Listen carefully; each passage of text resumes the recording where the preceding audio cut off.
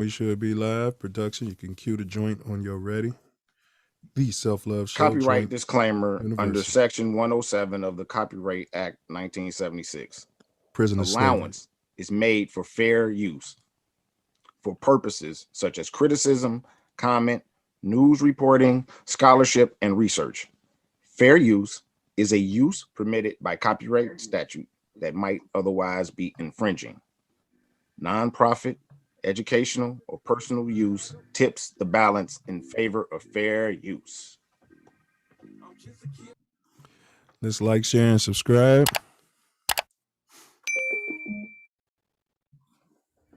In entering upon this course of instruction, each of you should, so far as possible, lay aside for the time being all previous theories and beliefs.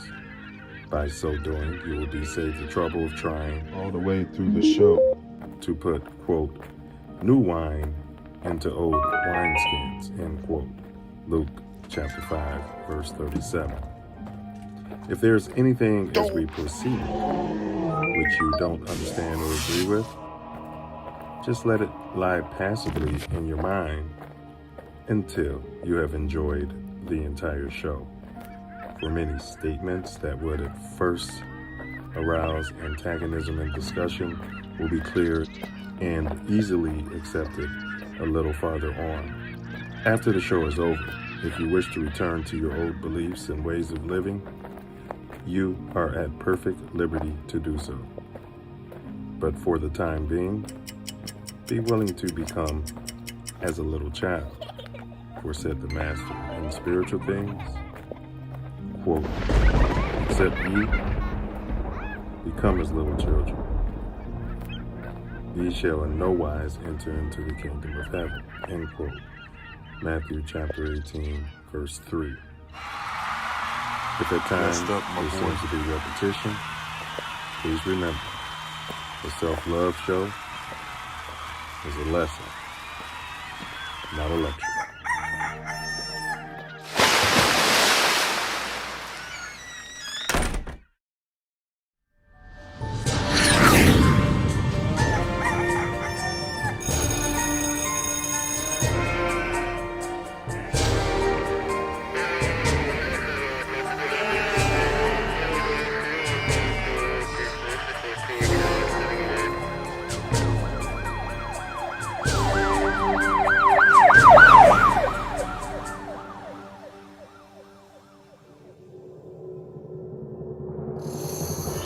Block right here. I should call this shit no block. It's 10 o'clock. Where the fuck y'all niggas at? This is what y'all wanted me in Chicago. O block right here. I should call this shit no block. It's 10 o'clock. Where the fuck y'all niggas at? Niggas ain't outside. It's only 10 p.m. Where the fuck y'all niggas at, blood? O block right now. Where we at? Tell you something, man. This Nino Brown, man. I'm live on O block right now. Where we at? This O block. I'm from Miami. I just want to tell niggas, man, we gotta stop killing each other, man. Yeah, this shit ain't about nothing. All that killing shit, we gotta work together, man. Stop killing each other, my nigga. I had to come over here and tell niggas that shit, my nigga.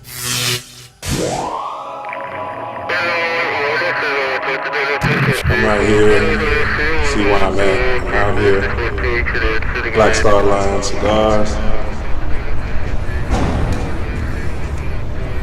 From grown man. On some grown man stuff. And to the PDs, stop doing that killing. Please, stop doing that killing.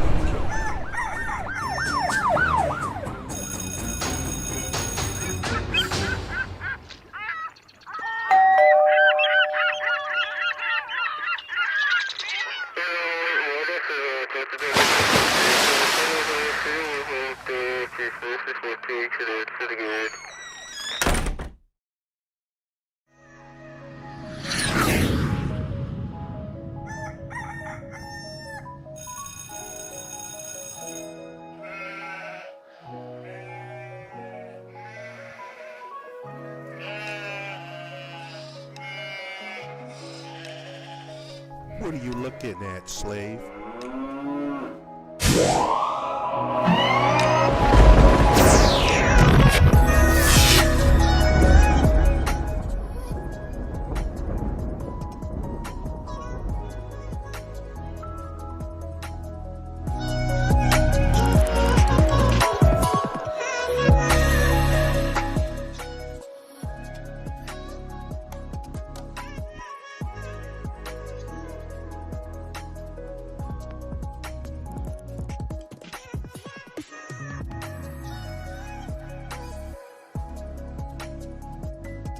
for the Self Love Show, my ode to the pros. Teach love for self. Silence is violence. I don't wanna cry the same sad song. See how they did me wrong? Got me scared to live. I don't wanna die. I can't live a lie. Scared in my own home. The streets are filled with violence. No justice, no peace. In my own home, I can't stay here silent. Too much violence. Where's my justice? Got to bring my own peace. Live without fear. Can you hear me clear? Self-understanding. I don't wanna cry. Say I am self-love. Singing a new song. Respect demanding. This ain't that news. It's truth sent from above. I am self-sufficient. You can hear me. Speak love and understanding. Self Love Show. Teach love for self. One love, self-love. For the Self Love Show. These are lessons, not lectures. Now drop a gem on himself.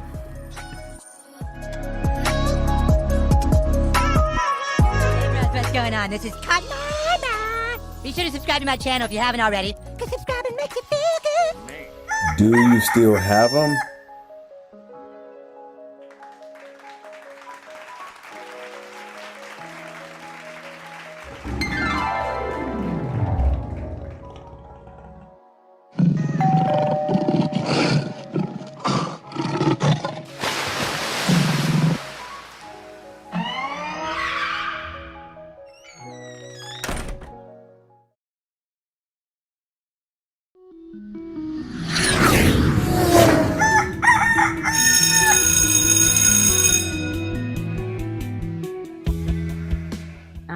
And even in this instance, if I could be a service to a 9-year-old girl or a 19-year-old woman or girl who wants to be a woman, is to really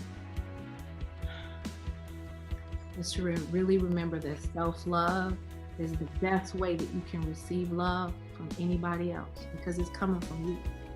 A lot of times we forget that. We look externally for this love. We look externally for this feeling of validation and adoration and approval, and it has to come from within.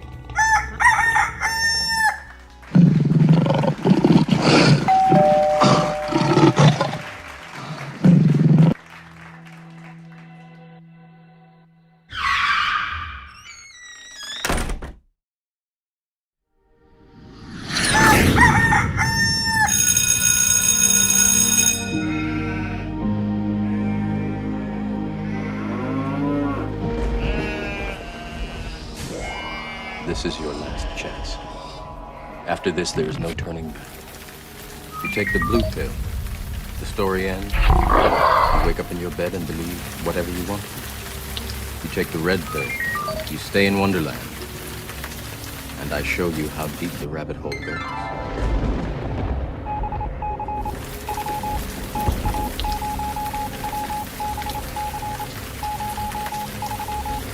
Remember, all I'm offering is the truth, nothing more.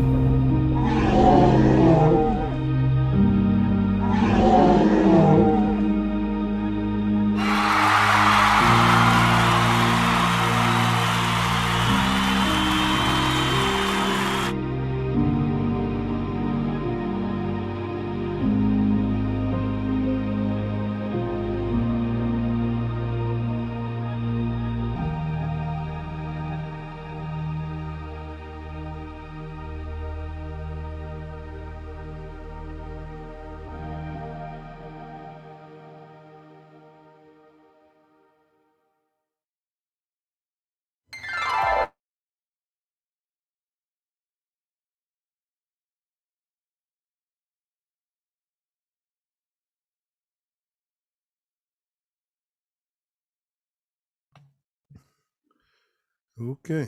All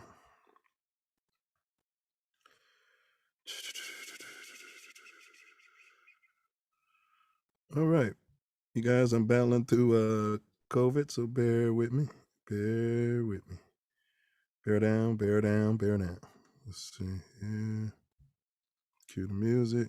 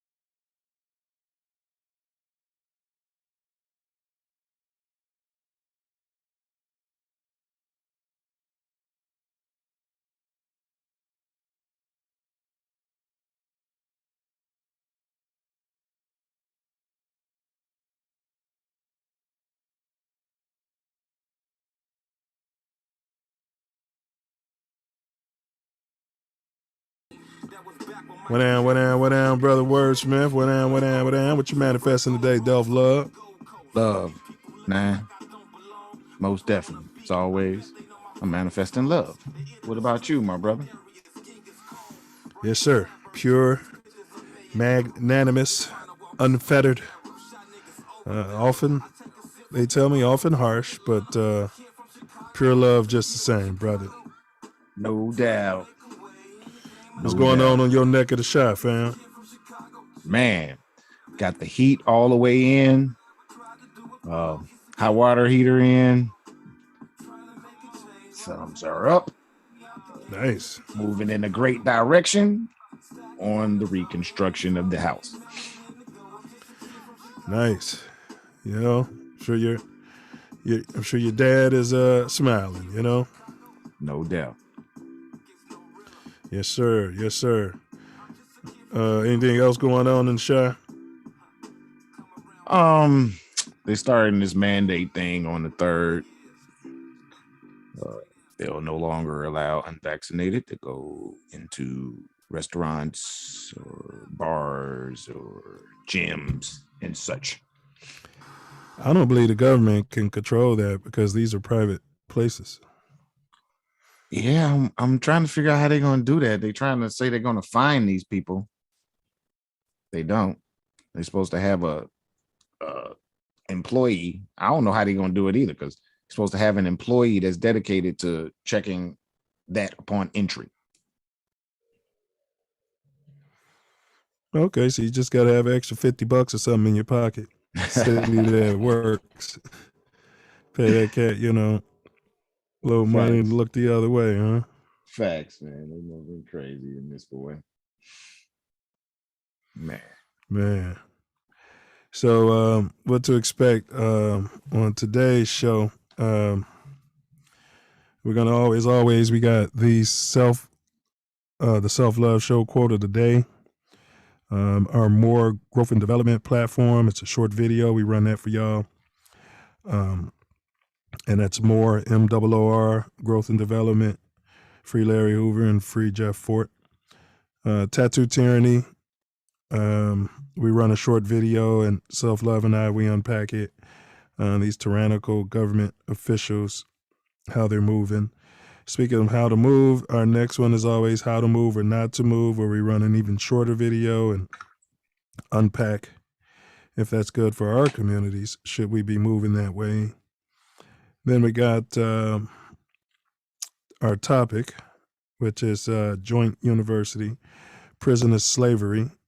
Self Love and I, we're about lessons, not lectures. So we have some cats lined up that walk the walk. We have some questions lined up for them to give us some perspective to see if we can't save one life. One life. That one life can be a spark that changes the world. And then next week's sneak peek. That's where we tell you what we're covering next week. And then at the end of the show, it's my favorite part, which is Wordsmith's final words out there. Got any announcements, bro? Like, share, subscribe. Oh yeah, my mother dear got me this shirt that is very it's right on point with me. It says, I make beer disappear. What's your superpower? Hold it up again. I make beer disappear. What's your superpower? Thanks, Mom. She knows me well. Big ups, Mama Do. Big ups, big ups, big ups. I had some announcements, but I tested positive for COVID. So it is what it is. Got some chills and some fever, and then get cold and what do you call it? Very lethargic, massive headache. Wow. But once you get that NyQuil, hey, just falls right in line like a regular everyday, cold or flu. So battling through it, and it is what it is. So no doubt. Show must go on, huh? So no doubt. Glad you're feeling better today. Man, what a difference a day makes. Stace Dude, what up? Regular, yo, Noob. San Diego in the building. Wakil L. Yes, sir. Man, yeah, you get one mom. Love her dearly. Facts. Love her dearly. Facts. So, you guys like, share, subscribe, hit the bell. Let's get them in here. Any youth, any single moms, we need to be sharing this link with the single moms who are raising boys. This is a back door, so to speak, to mentorship, this whole show. So, we no longer have excuses, that there isn't anything out here for our son or daughter to watch and get some growth and development, because we're right here week after week, rain or shine, covert or not, 9 p.m. Central Standard, Wednesdays. Facts. Last week, if you missed it, we did a show entitled Tyranny or Anarchy. Don't fall for it. We featured Bam Bam Stew and also Nick Whitted. Yeah, so big ups to those guys. They came through and answered some great questions. So big ups, y'all check that out. Tyranny or Anarchy, that is the question. If you had to choose between one of those, what would you pick? That is the question. So I'm going with Anarchy if I had to choose. Facts. All right, so let's see where we're at. Self, did you see You might have heard about this, man. This is around your crib, bro. Hold on, we didn't. What we Like, didn't share, subscribe, hit the bell, share far and wide. We skipped the Moor Growth Development. Oh no, we skipped the Self Love quote of the day, so we got to get that and then get the Moor Growth and Development, and I'm in the process. Handle your business, bro. Like, share, subscribe, hit the bell, share it far and wide. This information tonight is going to be very important, could help save someone's life. And as always, we have a very important video, the Moor Growth and Development platform, which we are building the Self Love Nation off of. And before we get to that, we have the Self Love Show quote of the day. It is not the prisoners that need reformation. Yeah. It's the prisons. It is not the prisoners that need reformation. It is the prisons. Oscar Wilde. Check this out, and we'll be right back at you. Silverback Moor Growth and Development platform. Number 1, repair our nation via reparations. We demand our silver back. Number 2, to connect our breadwinners with our activists. And 3, show an accurate depiction of African American Chi-Town. 4, to shine a light on positive influence. 5, heal our community one person at a time. 6, to provide an unfiltered platform for our influencers. 7, recycle the black dollar. 8, to provide mentors for the mentorless. 9, to close the gap between us and our pink kinsmen. We're closing the gap.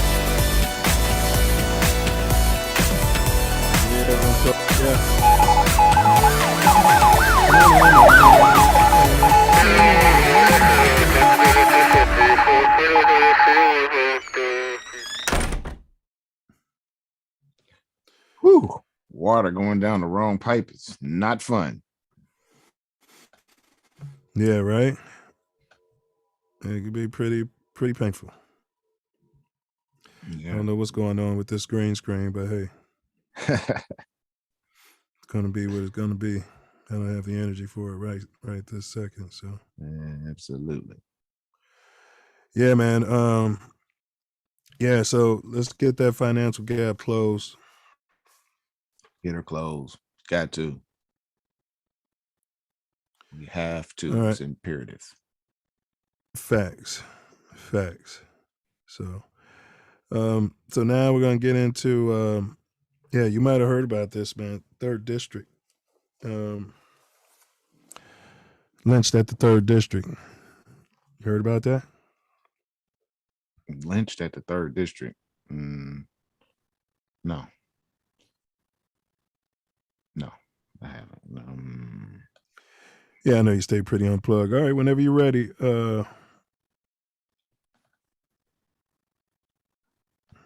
The screen. Okay. I can't do it at the same time. Yeah, you can. It's off to the side or something. Oh. Go ahead. All right, that was horrendous. That's kind of in my neighborhood. Found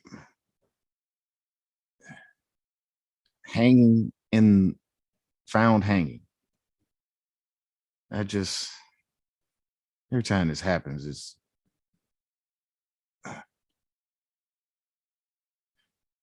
just more defeating. Like, what's going on? What's really going on?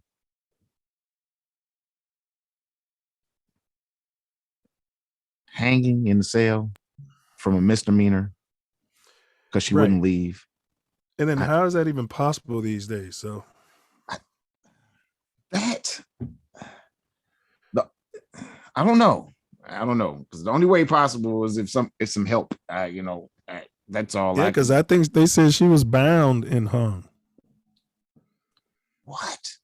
I thought I heard that, but remember, I'm dealing with I'm on NyQuil, so I did actually hear about this, but in passing, so I didn't really understand that it was here in the 3rd district. yeah, man. That's crazy, man. I mean, she shouldn't have never been taken to jail in the first place, but some cops' ego got the best of them. Yeah. Used to be a time they take you home, you walk that off, Yeah. Well, if they took you to there, they let you sleep it off, and wasn't no charges. Correct. Not hanging. Correct. They probably overserved her at the bar in the first place, or at another bar. And this is someone who served our country valiantly. Yeah. Well, this country really has not paid proper respect to the armed forces. That's for sure. Facts. All right, so let's do this. Is this how to move or how not to move? Yeah, door ajar. Is this good for our communities?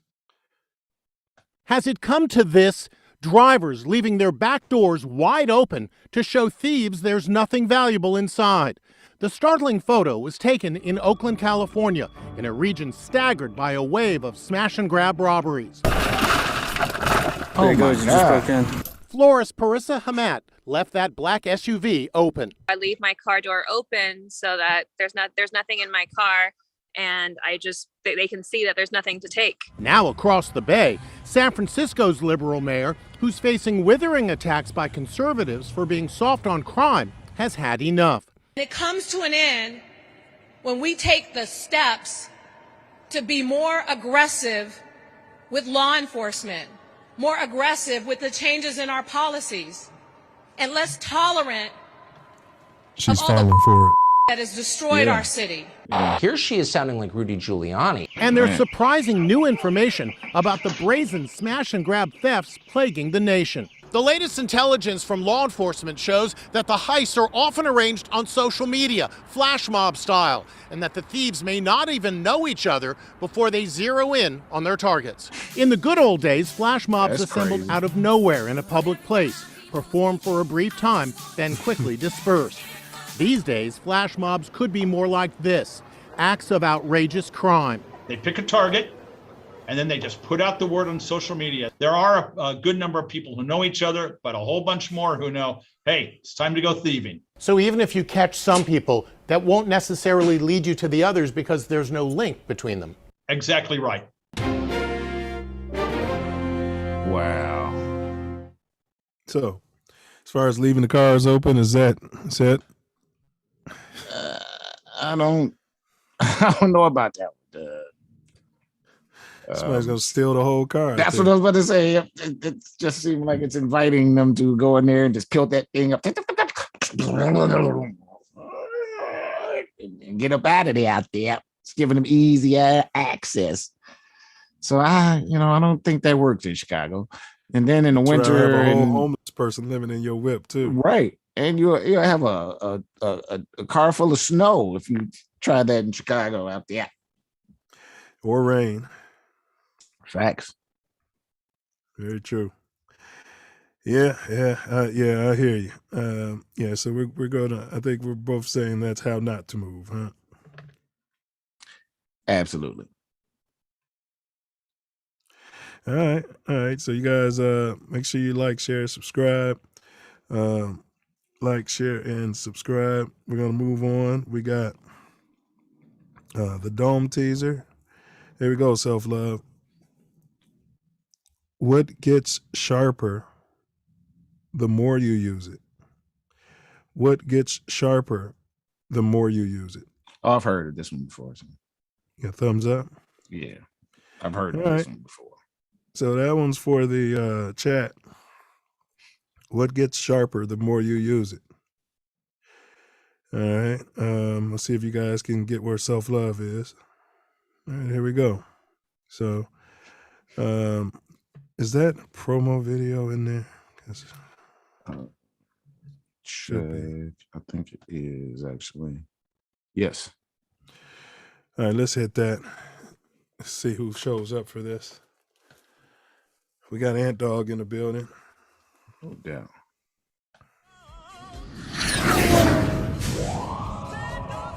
Burning up.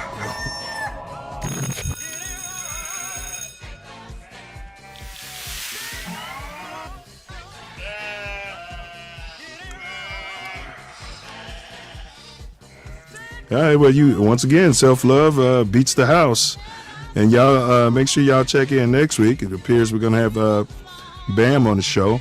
We're doing on 12/29 Wednesday live right here on TATN. Prison is slavery. Because of the structures that we have been so accustomed to in this city, and whether you were talking about Al Capone's gang back in the 20s or 30s, or the GDs from the 80s, that there is a notion about Chicago and gangs, that when we see violence, there's a tendency to believe that that's what it is. We have a gentleman who I met in Vegas after my mom passed, and God sent us an angel.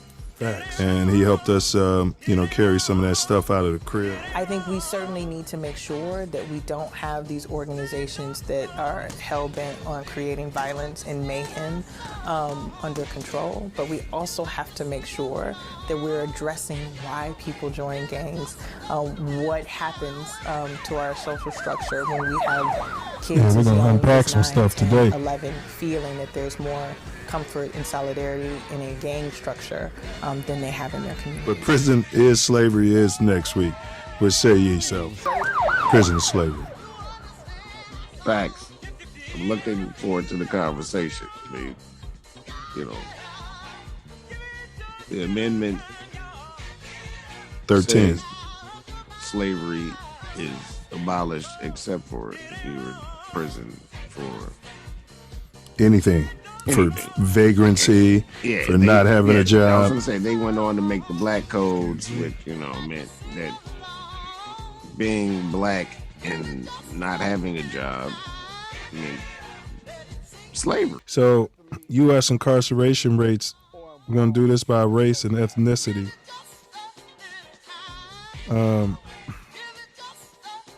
This is a FBI census report from 2010. Yeah. Per 100,000 people, We still got chain 115 gangs, Asians get incarcerated. People work in prisons to this day. They might The get next 3 is cents 450 a day, white, or it's up 25 cents a day or something. It's just, and then 831 Latin, but that's what it is. So prison is slavery. and then Next 1,017 more serious Native Hawaiian or Pacific Islanders in the United States. We're gonna have some So, I don't even like saying 20% of prisoners on this planet prisoners of war. are incarcerated here in the United States. So we're gonna have some 11 million people in here around the world are in prisons and jails.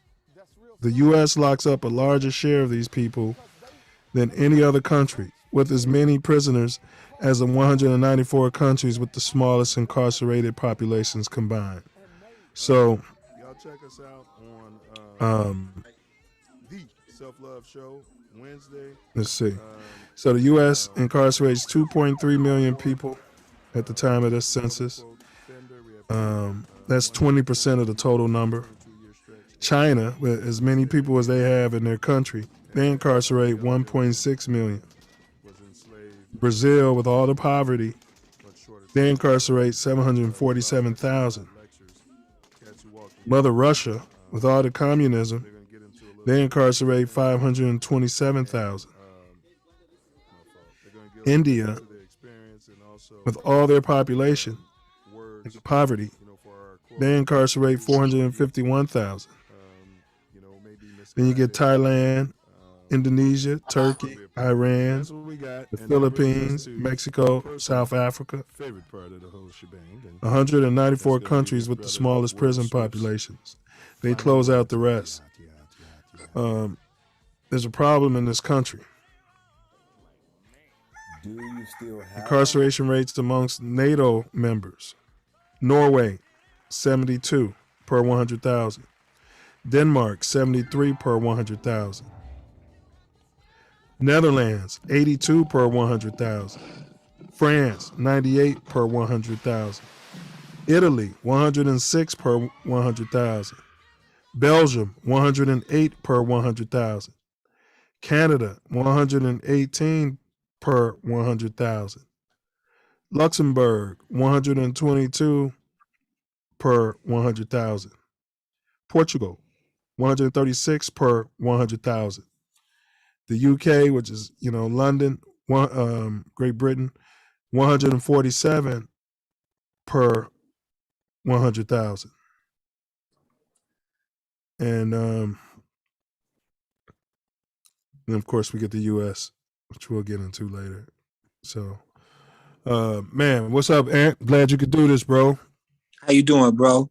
Welcome. Hey, man. Welcome to the Self Love Show. I heard that you're a great help, and I thank you for being a help to the show. It's going to be an expansive conversation, and I'm looking forward to it. Yes, sir. Yes, sir. Yeah, man. This man's an angel. Hey, G, let me make a quick call. I'm gonna call Bam right quick, bro. All right. Yeah, how you feeling today, bro?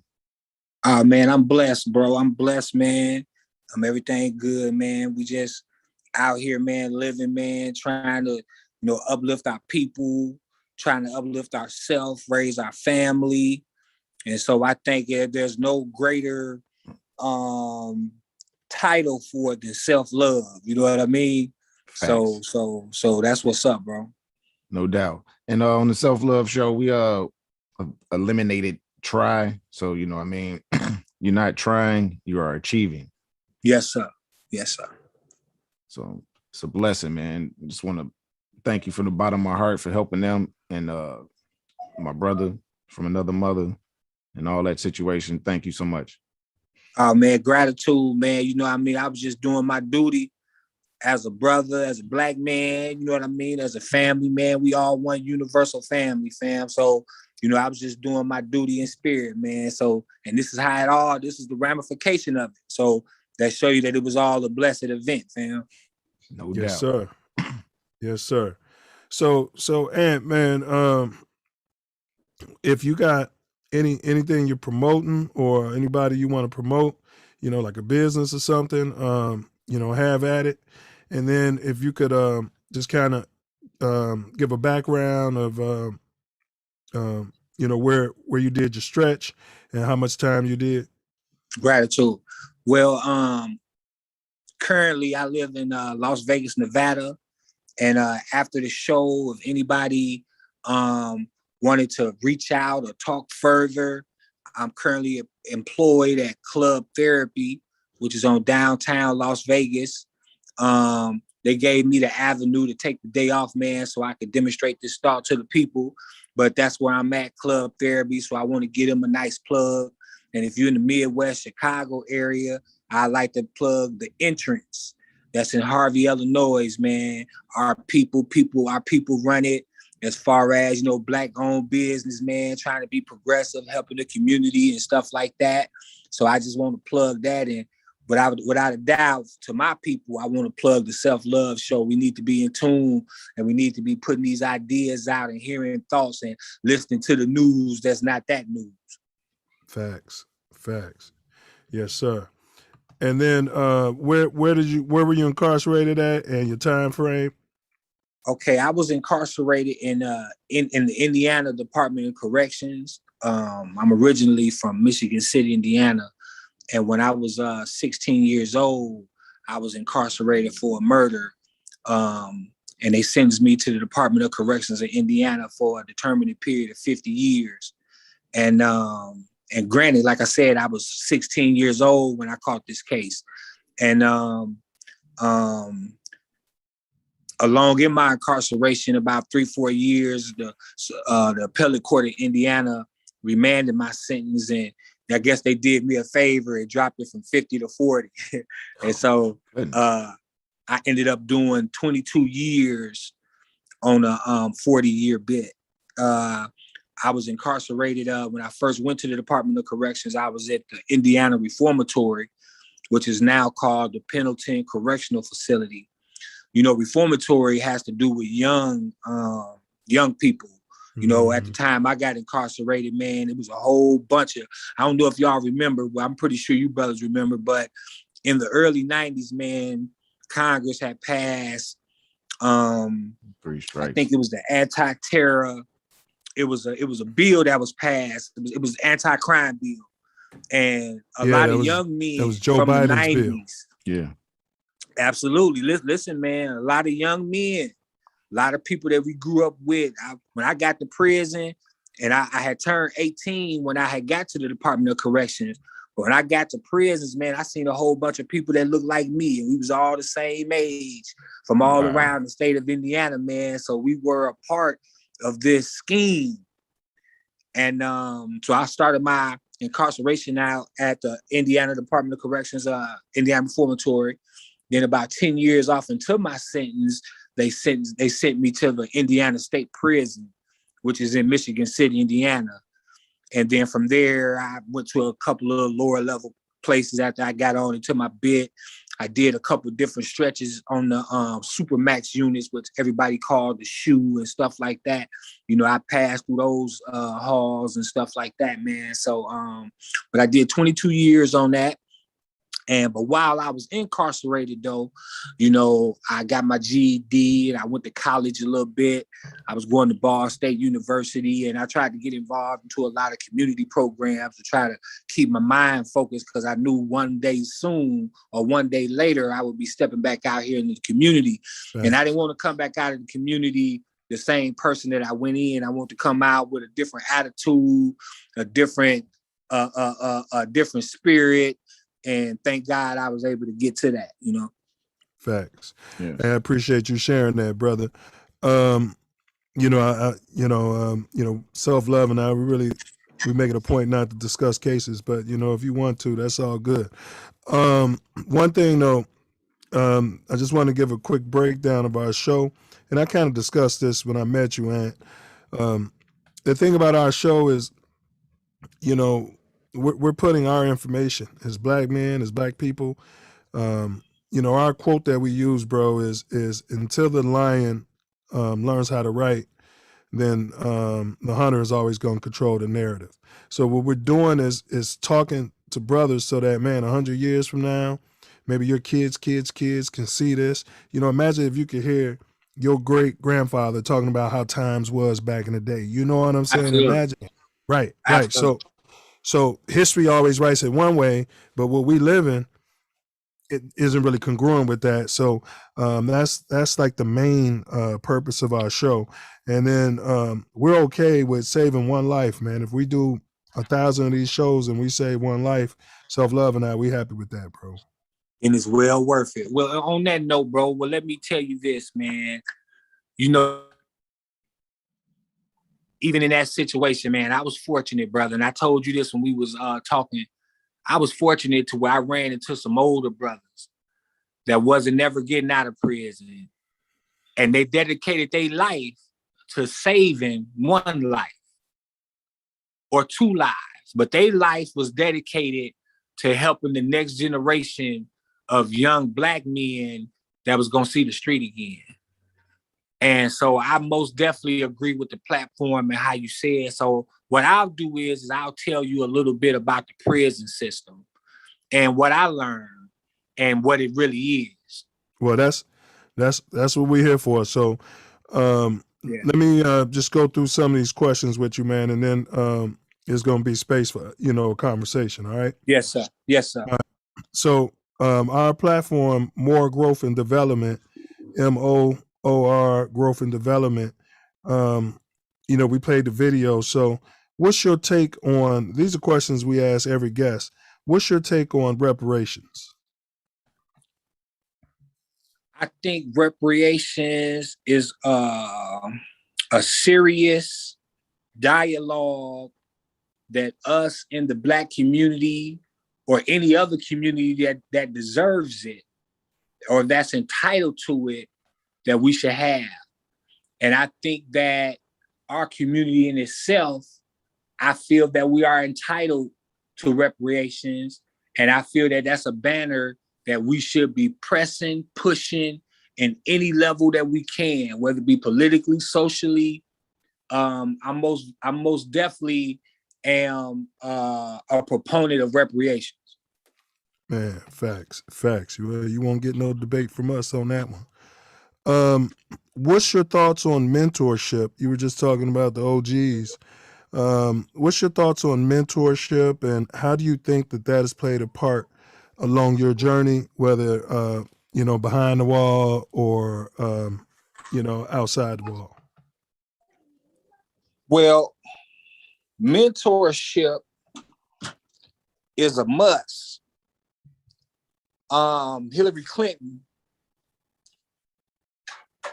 years ago said that it takes a village. Well, she said it for whatever reason she said it for, but I understand the meaning of it. And that's another thing that's lacking in our community, because it seems like a lot of our leaders are either incarcerated or somehow are being torn down where we don't look at them as leaders. Mm-hmm. Or we know somebody go through something hard in life, and like if I go through something hard in life and I have to struggle to get out of it, I'm supposed to turn around and pull my brother up, or at least lay out the blueprint so they won't have to take the steps that I took. Facts. And I think that is a necessity. It's just as much of a necessity as water or air. That's facts, bro. So mentorship is something that we as need to look at as a duty. I know when I was young, it seemed like a rite of passage was going to jail or going to prison or being under some type of probation or something like that. It's like a rite of passage. It's something that we all got to go through. But that's a mental thing. I don't believe that. I'm just saying how it appeared to be. Right. But I think as young Black men, I think that mentorship should be like a rite of passage. You know what I mean? Like, Brother Nine, you owe it to the young man. I'm pretty sure after y'all brothers dropped me off at work the day we met and my son was still there helping you out, yes, I'm sir. pretty sure it's some life lesson that you and your brother gave him. Yes, sir. And that's a duty that we have. So I'm most definitely a proponent of mentorship, bro. Man, facts. And Hillary Clinton, she bit that from, she bit that. It was an African proverb where she got that from. Absolutely. Yeah. Absolutely. Yeah. And man, okay, well said, bro. Well said. All right, what can be done? And your answer is as good as any policeman, as any person that ever walked this earth. What can be done to protect our women and children, Black women and children, from abduction and abuse? In other words, we come up missing and come up dead at a higher clip than any other race, kind of like the incarceration rates. So what do you think we can do as Black men to protect our women and children from such? Be Black men. That's what's missing. And that's the straw that stirred the drink. You know, it's our duty to protect our family, our community. That's our duty. And the Creator gave us that duty. Mm-hmm. And that's what's missing. But it's a systematic scheme that's designed for that to be missing. Right. And we need to basically do like we're doing now, bro. We need to promote and just speak out Blackness. And when I say Blackness, I'm speaking in the area of just being strong, upright, fearless, and independent men. And we need to, once we can put ourselves back into the family unit, then I feel like everything else will kind of take care of itself. That was well said, bro. Well said.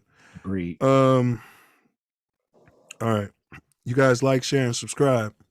All right. So Self Love, suppose he has a time machine So go back in this time machine, and you are you now, but you're talking to your 9-year-old self.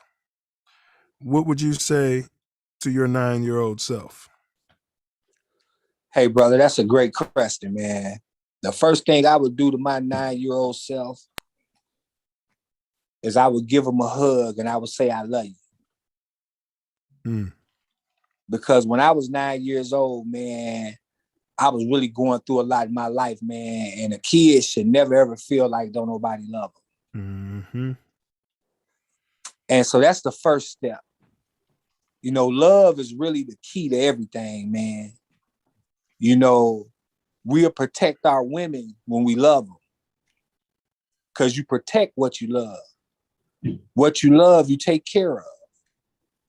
If you see somebody and they buy their first car and they put their first rims on there and tinted and painted and stuff, well, they gonna take care of that car like a baby. Because in their mind, they love it. So that's the first thing I would tell my 9-year-old self is that I love you. Can you imagine what it feels like for a son to hear his father say, I love you? Or if your father ever told you that, or your grandfather, or any male figure in your family, your uncle, to hug you and tell you that he loves you. That's what I would do, bro. That's the first thing I would do. Yeah, it's a great response, bro. It's because I came to that revelation myself, man. And a lot of these cats out here, that's why we say vibrate love. They need a hug, bro. So it's funny you said that. It is. And there's a quote, there's another African proverb that says, I think it says something to the effect of, if a child who doesn't get the love of the community will burn it down to feel its warmth. Yeah, bro. And listen, look at the masculinity that you grow into when you don't know what love is. How you gonna treat your woman when you don't even know how to love her? How you gonna raise your kids when you don't even know how to love them? You know what I mean? And that's the key. You know what I mean? That's really the key, bro. You know what I mean? And we don't have enough love in our community anymore. But I want to reiterate that that's been systematically made that way. Thanks. You know what I mean? That's been systematically made that way. So we got to love our community enough to just tell the truth. Man, facts. Self-love, you got something for this brother? Thank you again. You expanding it. I'm just wondering, as a youth, did sports have any role in your life? Yeah. I played sports when I was young. I played basketball. I played football. And, everybody in my neighborhood, we pretty much was sports inclined and stuff like that. And I'm a proponent of sports. You know what I mean? I'm a proponent of sports because sports kind of teach you organization and, stuff like that, how to work with people and stuff like that. It does it does that, but that's not the end all of it. Like sports didn't save, and then sports don't save everybody's life. You know what I mean? People where I was from that could have been off in college playing ball or something like that. They was just that good. So I never had the illusion that I was gonna be music. I was real, into music when I was young. You know what I mean? Yeah.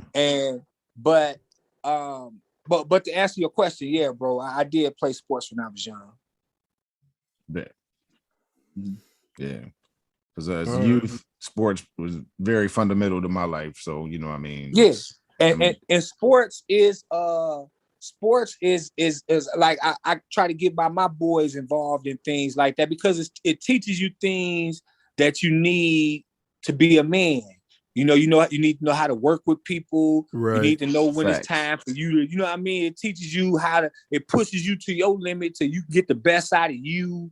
And so those were the examples. Those are the things that give us our core beliefs when we're younger. You know what I mean? And so, yeah, bro. So we got Minister Wakil L said, "Preach, Brother Anthony," and yes, sir. So these lessons, not lectures, man. That's why we got this brother in the building. And so we're gonna take like a 6-minute break, Brother Ant. So I'm gonna stop your camera and mute you, and you could take a 6-minute break. We see you in 6 minutes, brother. Okay. It's halftime. Y'all know the drill. Thank y'all for being here. Greatly appreciate it. The Self Luv Show. Joint University in the prison industrial complex. Pros and cons of what we breaking down today with Brother Anthony Hubert. We have, as always, great video for you to check out. Pay close attention. We'll be right back at you.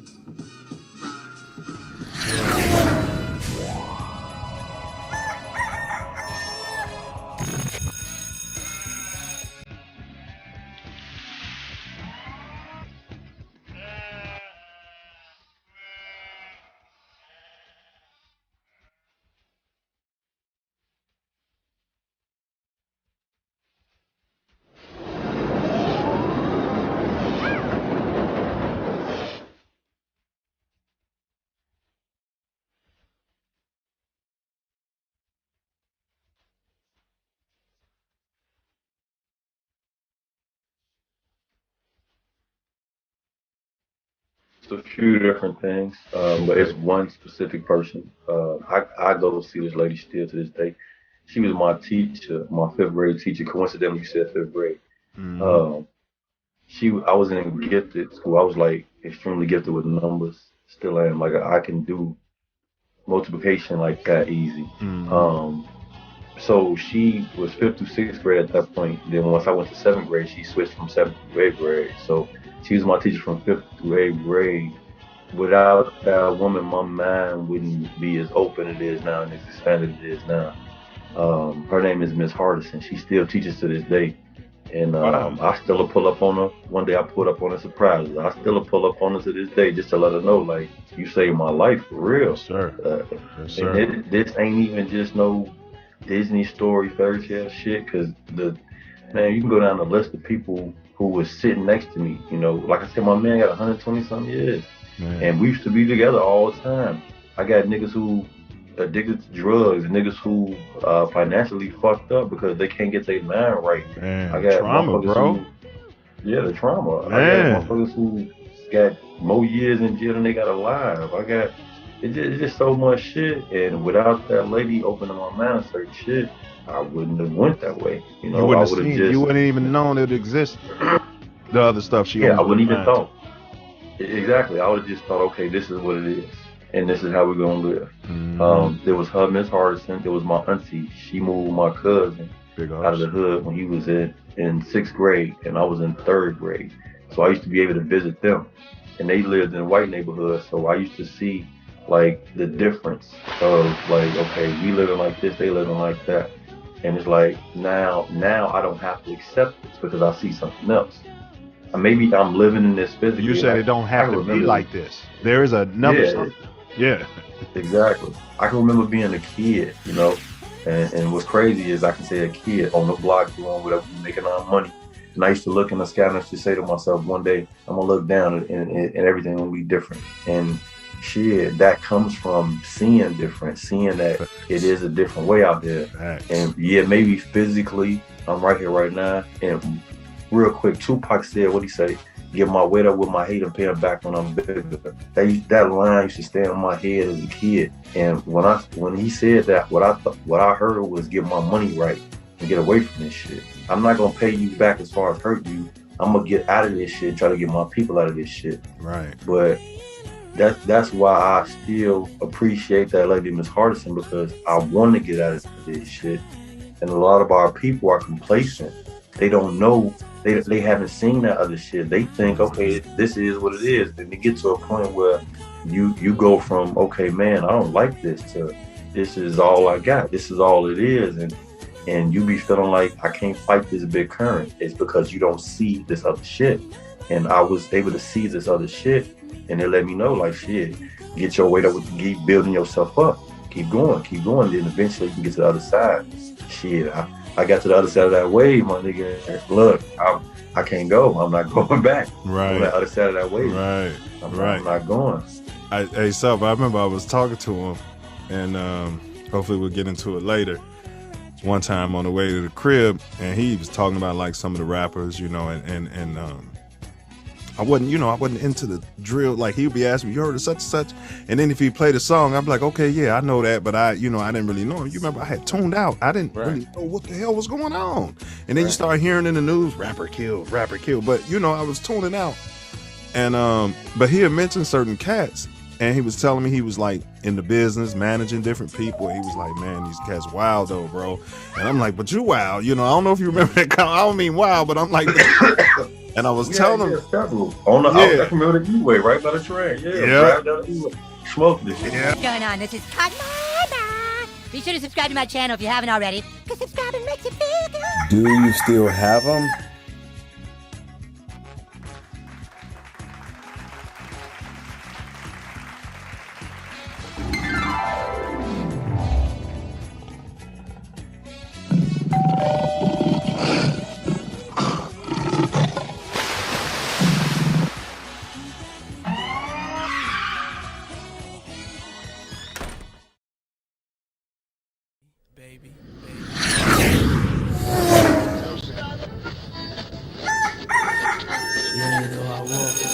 I'm not saying I'm going to rule the world or I'm going to change the world, but I guarantee that I will spark the brain that will change the world. And that's our job, is to spark somebody else watching us. We might not be the ones, but let's not be selfish, and because we're not going to change the world, let's not talk about how we should change. 24 years ago today, iconic rapper Tupac Shakur was shot here in Las Vegas. The rapper was shot inside of a BMW while stopped at a red light on Koval and Flamingo. We all know the story. He then died 6 days later. The shooting happened after a Mike Tyson fight against Bruce Sheldon at MGM Grand. And then there was a brawl inside of the lobby right after that fight. Tupac was in the car with Marion Suge Knight, who was grazed by a bullet. No one has ever been arrested for Tupac's murder.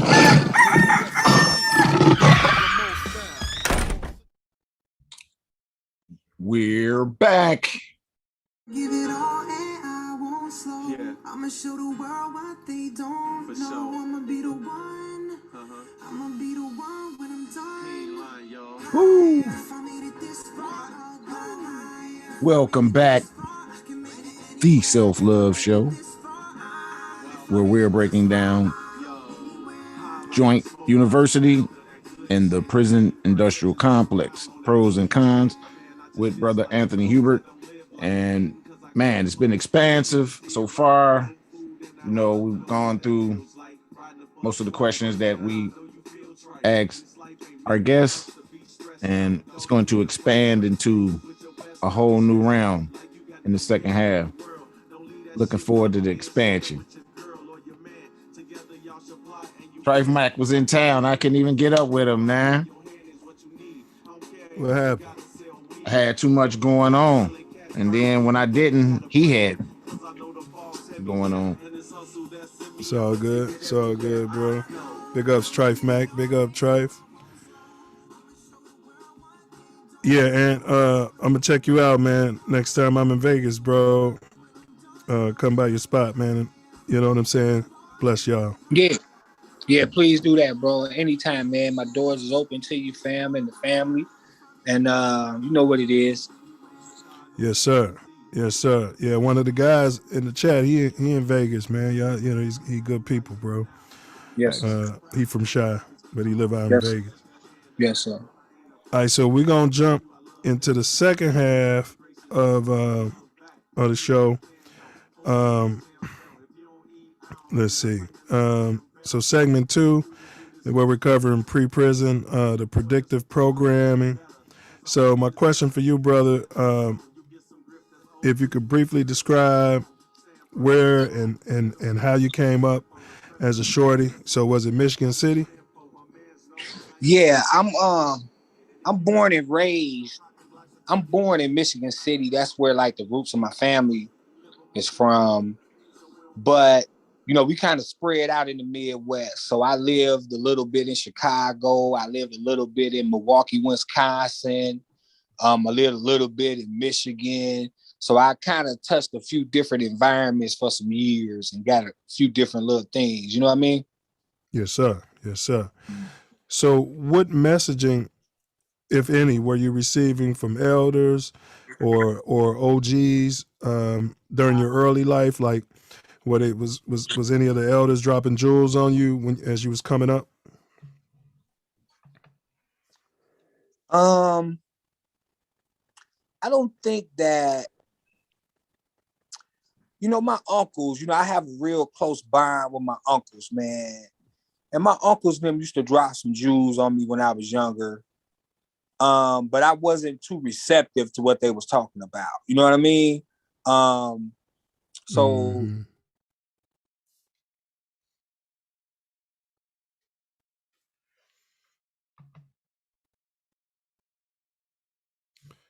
You kind of broke up at the end. I don't know if it was my connection or, hold on, let me ask you to unmute.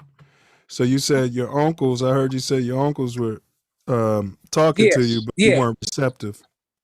Yeah, I wasn't really receptive to too much when I was younger, man. And as I look at the bigger picture of it, you know, social dysfunction, economic dysfunction is never an excuse, but it shouldn't be overlooked either. And I'm saying that to say that everything that has been done to our community has been done to us in science. And that's the science that's used to do it.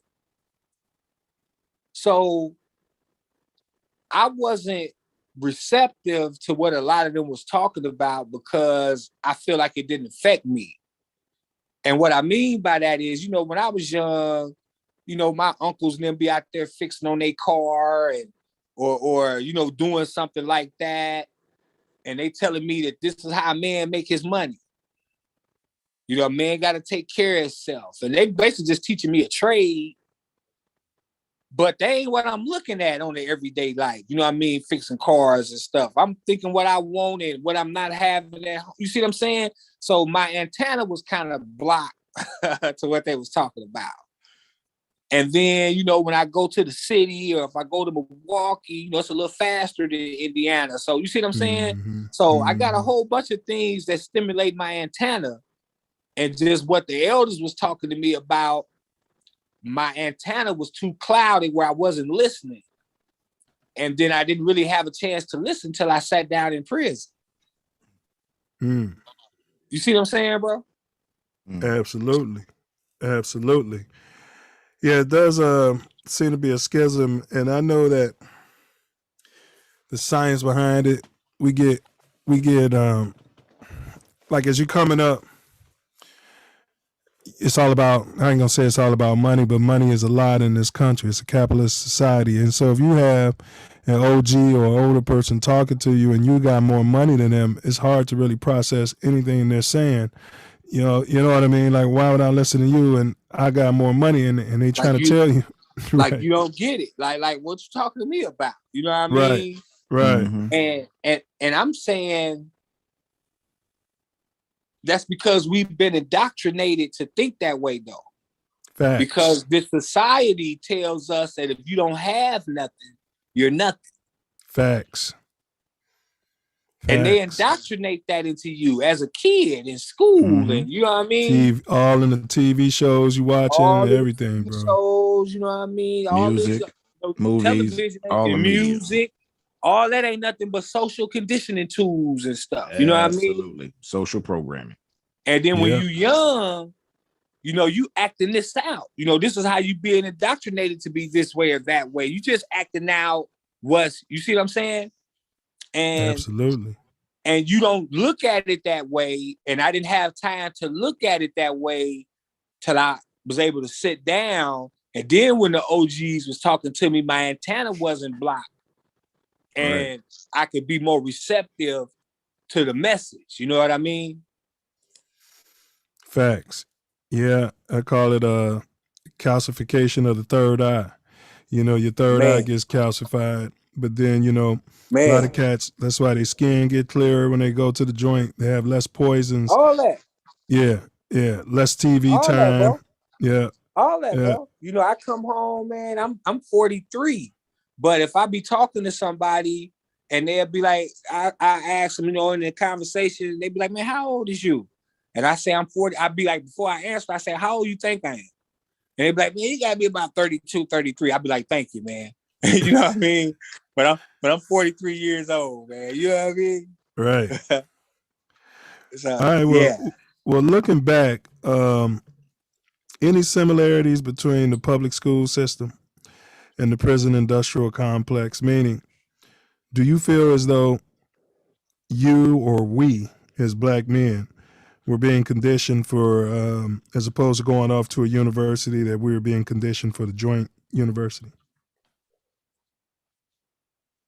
Remember what I said? I said when I was younger, it seemed like going to jail or something of that nature was like a rites of passage. Yeah. And yes, I do believe that those places, the public school institutions and things like that, I do think that they are a part of the system that gets us ready for that. Because basically what it tells us is that if we don't go this way, that's the only way we can go. You know what I mean? And I'm saying we most definitely need to be in control of our own intellect. I wanted to give you an example of something that I went through, but the best example I can give you is like in the movie Malcolm X, when Malcolm was telling his teacher that he wanted to be a lawyer. Yeah. And the lawyer told him, I don't, the teacher said, I don't think that's good for you. You know what I mean? Yeah, you got to have realistic dreams. Maybe you could be a janitor. Right. Or, yeah. Right. You see what I'm saying? Well, what's so crazy about the public school system, and it ties back into what we was just talking about your antenna being blocked. You know, when you get to school, this is the first time that you are around people from, like when you're in elementary school, you kind of just around people in your neighborhood. Yes, so sir. you leave school, and then when you get home from school, you see the same people you see every day. And then when you get to junior high or middle school, it kind of expands a little bit, and they let 2-3 different neighborhoods and y'all all go to school together. But when you get to the public school system, then that's when it's like citywide type. You know what I mean? Yes, sir. So when you citywide and you young like that, that means that you got a whole bunch of different signals coming from all over, and you just trying to catch and grasp, and you trying to fit in and stuff like that. You know what I mean? Yeah. I don't think that's the way that we learn. But that's the way that we are indoctrinated to learn. And so I'm just saying that the public school system, I do feel is shaped like a prison. When you get in there, they treat you like you're in prison. You got all them bells. You hear the same bells in prison that you hear when you're in school. You know what I mean? Facts. You got Facts. the same line movements, Facts. in prison that you got when you passing through the passing periods, going from this class to the next. You know what I mean? So it's most definitely getting your mind shaped for some type of institution. Definitely. You know what I mean? It's getting your mind shaped for some type of institution. And that they got to be institutionalized to live and stuff like that. You know what I mean? So you broke up when you first said they definitely written for institution. And this is very important. The nation needs to hear this. Say it again, bro.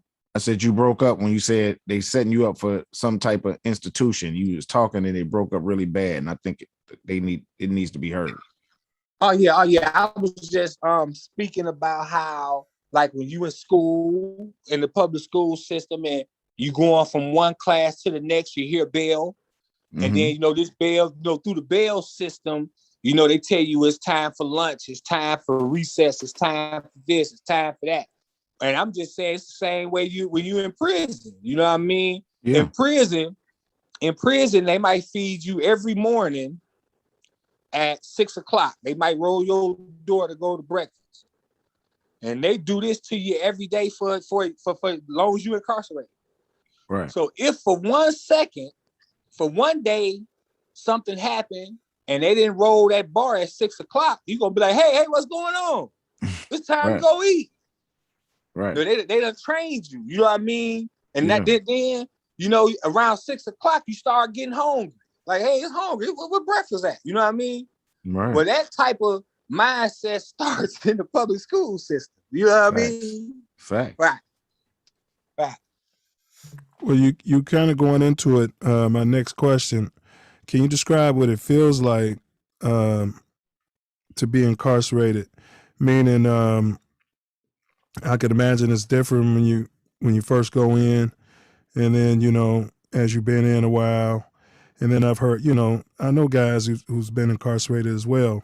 I haven't walked it, but they explain to me like it's a sad day when you're leaving. It's a happy, sad day when you're leaving, because you met so many good friends and good people in the joint. So can you describe what it feels like to be incarcerated, if that's possible? Yes, sir. That's a great question, Brother Nine.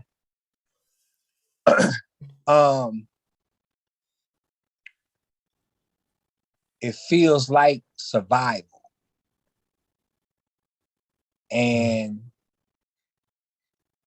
it's survival at its most primitive form.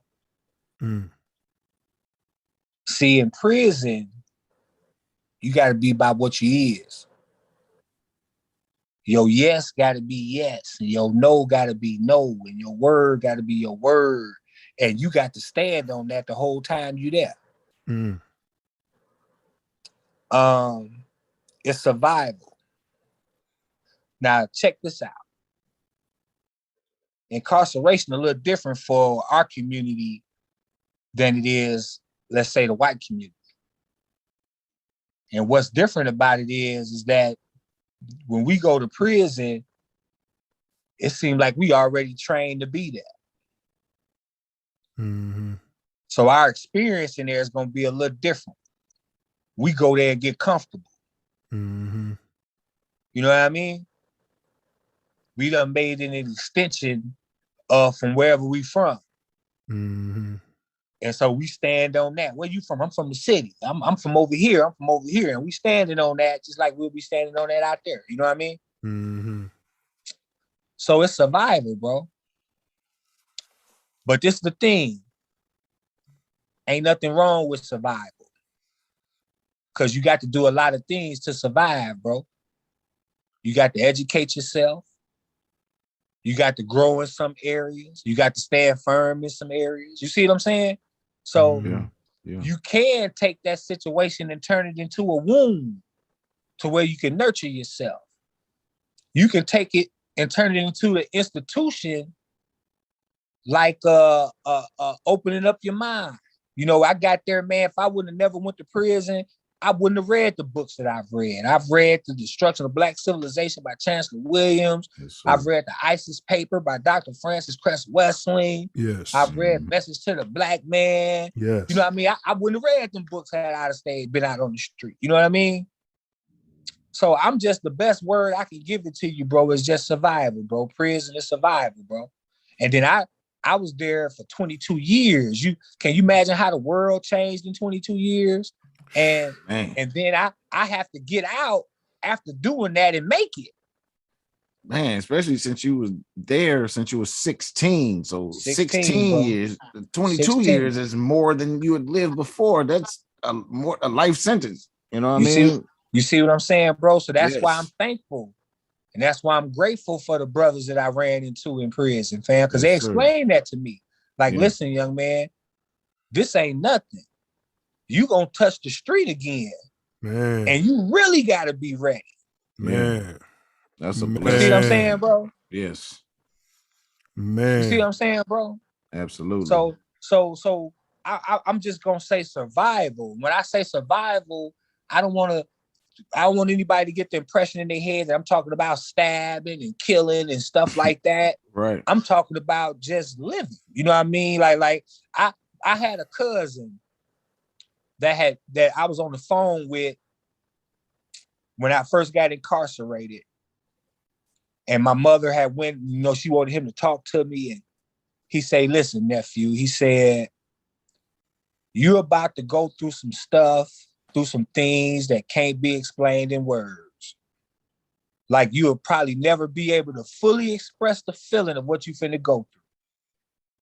And he said, but what you got to do is deep down on the inside of you, you got to stand firm and stay focused and know that one day your feet gonna touch outside the wall again. And you have to be prepared for that. So don't go there and lose yourself. Right. Maintain your humanity. Right. Ooh, right. Bro, that's so deep, bro.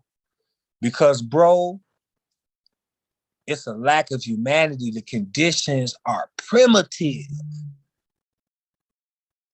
To see somebody anybody could shoot somebody. Facts. But to see somebody run up on somebody, man, and stab them, that's personal. You see what I'm saying? To see somebody get their head busted open, man, and you just got to move on with your day. Or whatever else you're going to see in that condition.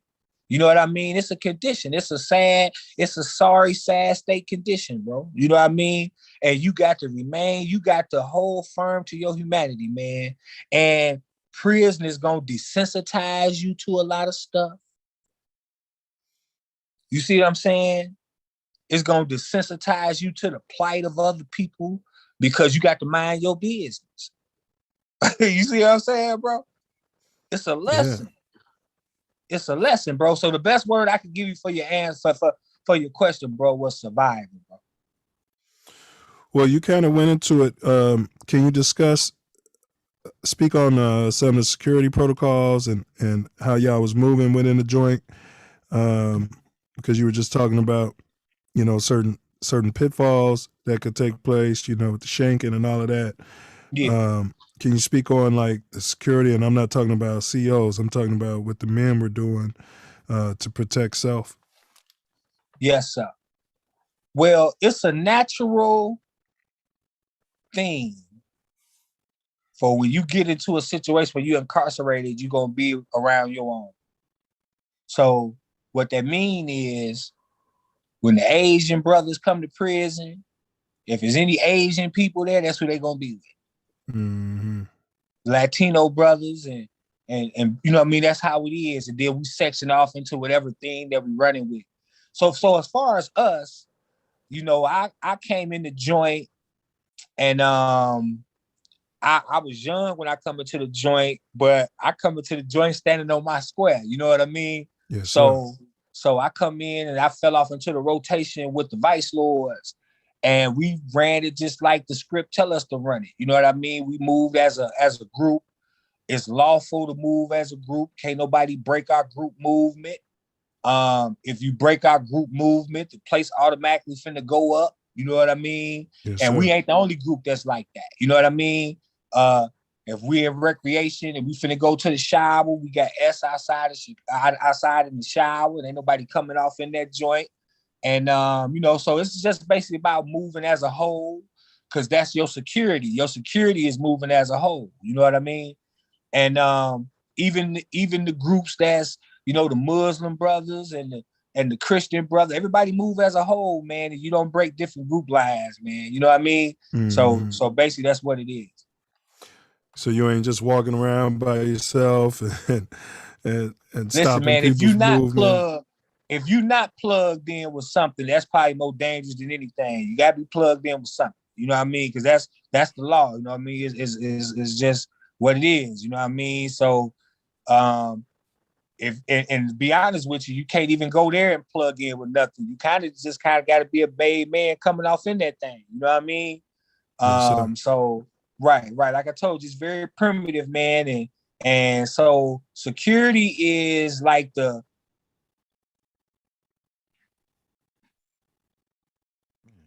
There we go.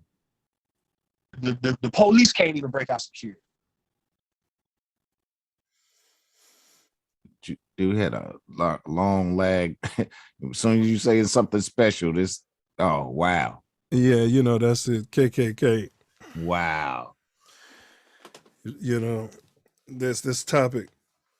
Yeah. You know, and he started talking about the COs. So does he get it? Yeah. Man. Well, man, he'll be back. expansive. No doubt. Bailey's Boy Hip Hop said Nick Whitted has a song coming out called Pressure that fits this topic. All right, I'm here for that, right? Yeah. I'm here for that. Yeah, this is great. Say peace. Peace, Man. Donnie C. Yep. I'm the Overseer said we back, changing the world. Yes, sir. Man, this is a great conversation, and that's how it goes. Man. Yeah, that's how it goes, man. You know, it's how it goes. Show's moving along fine. This is the COVID show, y'all. I'm fighting COVID. Yeah, I mean, you're doing that one hell of a job. Just wanted to big up you on that because, hey, yeah, it's pretty much normal. Yesterday, this couldn't have happened. Hmm. Shit, my manager was like, "You look like you got hit by a car." Damn. Yeah, I had all those body pains, bro. And it was, boy, I knew something wasn't right.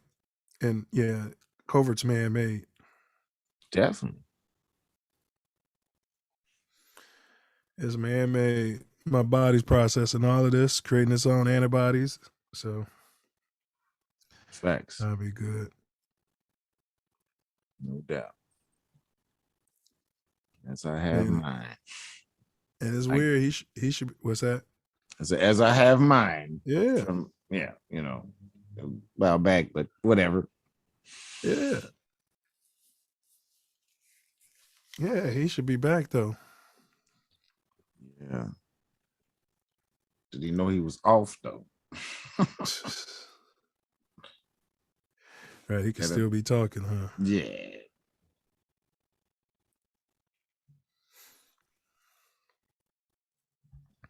Oh, there you go. Hey, you guys, please like, share, subscribe. Please like, share, subscribe. Yeah, and we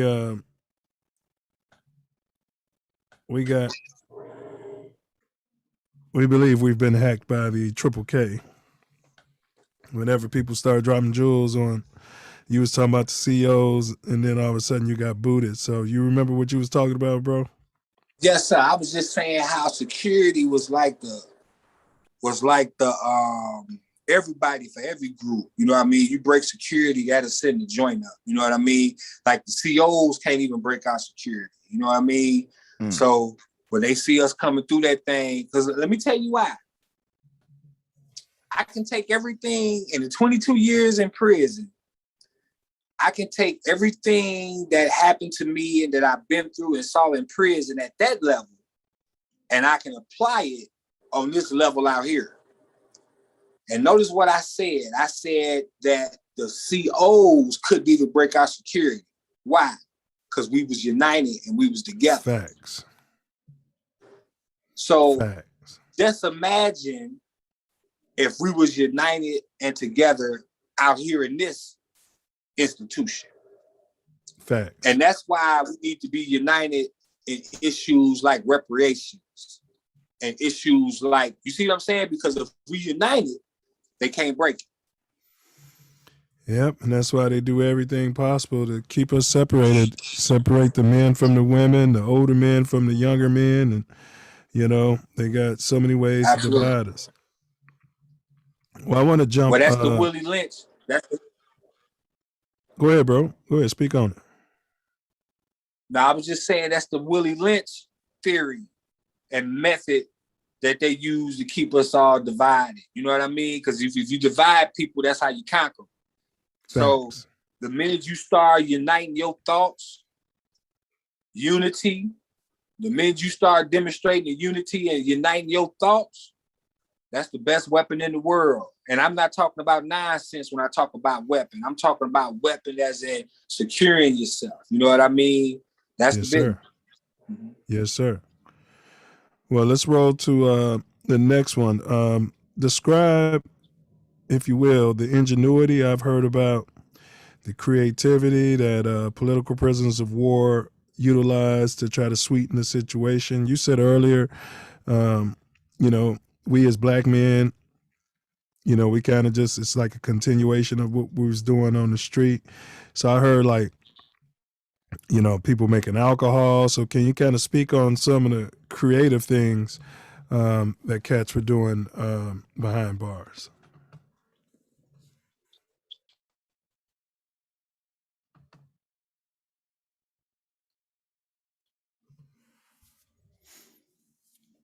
You there, Ant? I think we lost him. Ant, you there? You there? Ant. Ant. Ant, you there? I think we lost him again. Yeah, it's not no contact. Strange things are afoot. Ain't it? It's weird. Ant, can you hear me now? There it is. There it is. All right. That's weird. Uh-oh. Yeah. Uh-oh. We did it at the same time. My fault. Yeah. Yeah. People, I mean, we figure out how to do what we do, man. So, you got your ones in there and, we making alcohol. And before I left, man, they got real cool with it, man. They was making clear and everything, right? So, we figure it out, man. And, man, popping the light sockets. You ain't got a lighter, man. You get a razor and bust it open and pop the light socket and light your cigarette. And yeah. It's primitive. So you're going to learn the primitive ways to survive. You know what I mean? And we do it, and we do it for years and become slick with it. I done seen brothers, but on a deeper level, though, I done met some of the smartest people I ever met in prison, man. I was meeting people that could fix your cell phone. Like we in the joint. So we don't know about how fast technology is moving out here. And, around the early 2000s, I'm going to say around 2007, 2008, we started getting cell phones in there, cell phones and iPhones and stuff like that. And just imagine if you right now, something happened to your phone, all you got to do is take it down to the company, give it to them, they'll switch it out. That's it. Yeah. But in there, something that happened to your phone, there's brothers in there that'll fix that joint, man. I'm talking about open that joint up and be all technical with it and stuff, man. And they might just have like a little pick, a little solder gun, and this, that, and the other. So I done met some real smart brothers in that joint. You know what I mean? So it's really after leaving prison, and the people that I done met, some poets, artists, basketball players, writers. I done met some hell of a thinkers. I done met brothers that was on death row and did 15, 20 years on death row, seeing people die around them and then get their case overturned, and now they on the street now and stuff like that. I done been around them type of brothers, you know what I mean? And they hell of a thinkers, man. Really with the movement, really want to see our people in a better way, you know what I mean? And I'm not saying it like our people downtrodden. I'm not saying it like that at all. I'm just saying our people just need to be uplifted. And you understand that more after coming out of that situation. You know what I mean? Yes, sir. Yes, sir. All right. Well said. And so let me jump on forward then. Because I heard about a lot of creativity though, bro. Just piggybacking on that, say, man, they can take those ramen noodles and make a meal out of that ramen, boy. Listen, man, I make you a slam. I got some ramen noodles in there now, man. That's how I see I make you. Yes, sir. All right. Now you were touching on this earlier. So you mentioned that you didn't really sit down and listen to the OGs until you got behind the wall. Can you break down for any shorty out there the messaging that you were getting once you got behind the wall? What messaging were the OGs telling you once you got there? Okay, that's a good question, bro. That's a good question. I would love to expound on that. I remember a brother that came to my house and he had went to my mother's church. Now, me myself, I might not be a Christian, but I do recognize the importance of the social institution. And I do recognize that people's heart be in the right place. And so because of that, I never talk bad or talk down about another group if your heart in the right place. And a brother had came to my house, you know, my mama felt like I was getting a little too wild and she felt like she really couldn't do nothing with me. So she was like really looking for help. And the brother had came to my house and he had told me, he had said, listen, he said, it could take you 15 seconds to get in a situation and 15 to 20 years to get up out of it. And to be honest, when he told me that, it really just went in one ear, not the other, because I really wasn't trying to hear what he was saying. And then fast forward about a year later, in a matter of 15, 20 seconds, I was in a situation where it took me 22 years to get out of it. So I was on the other side. And I had ran into some brothers and they say, listen, brother, them people gave you 50 years. And when they gave that to you, they gave that to you for you to do every day of it.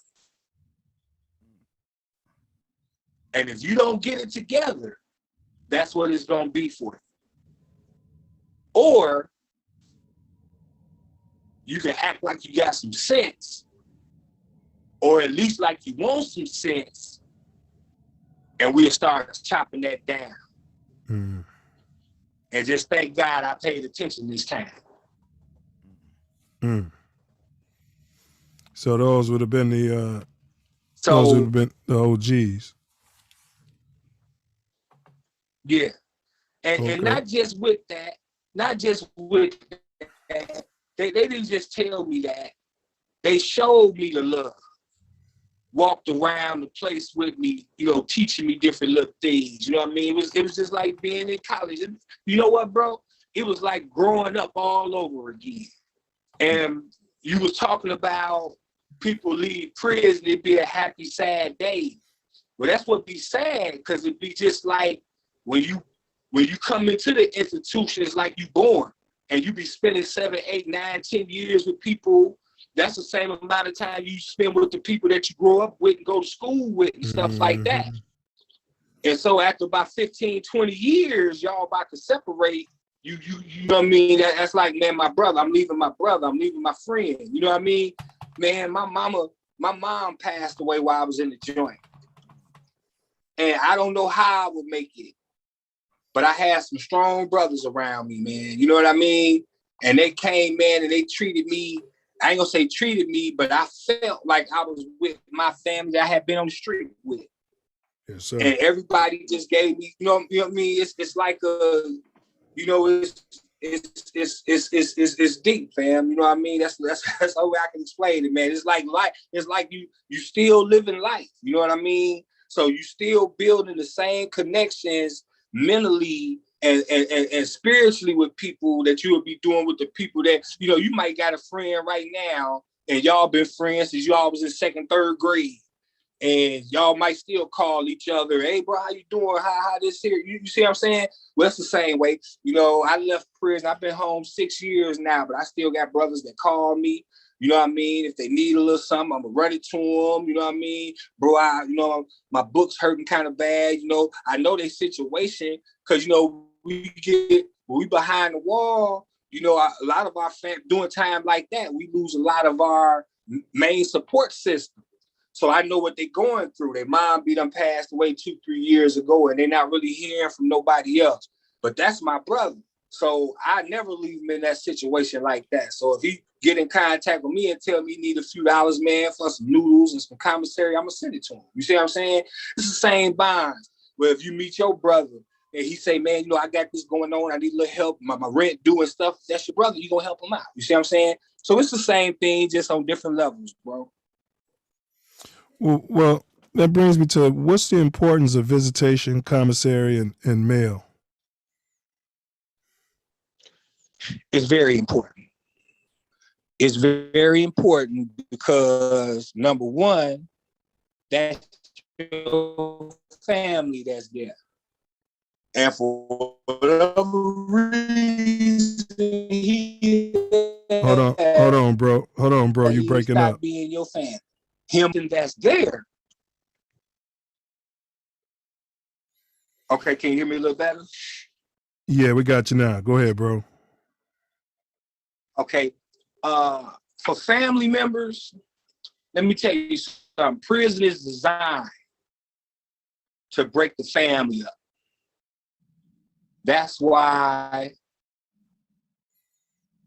if you got somebody that's incarcerated and he try to call home, if he call home 4-5 times a month, it might put an extra $100-some on your phone bill. And most of the prisons that you know, they in cities that you never heard of, real deep down in the state. And to go see somebody, you almost got to take a vacation. They make it hard on the family because they want that person isolated. So when you do right, and when you do accept the phone call, or when you are able to send $15, $20, that really helps sustain the morale of that person that's in there, because he's surrounded by a lack of humanity. And it's so overwhelming that he could lose his. But when you send him that letter to say, bro, I love you, I'm gonna be to see you, or you just send him a picture, you in a picture ain't even gotta be nothing fantastic, but just send him a few pictures and stuff, man, that keeps his esteem, that keeps his morale, that gives them something to fight for. I got a family out here. You see what I'm saying? I got some partners out here that still love me. You feel me? So, and I'm not trying to be I'm not saying that in no way where he put himself there and stuff like that. That's that divide and conquer method. Right. You see what I'm saying? So it's very important, man, for us to make sure we keep in contact. And then if you don't do that, you don't know what them people in there doing to him. You know, facts. Them COs in there kill you. Them people give you like the worst medical the worst medical care, the least of the food. They don't care about your dietary, none of that. And if you're not keeping up with your people, you wouldn't even know what they subjected to. That's why it's important. Because the prison conditions itself. Go ahead, bro.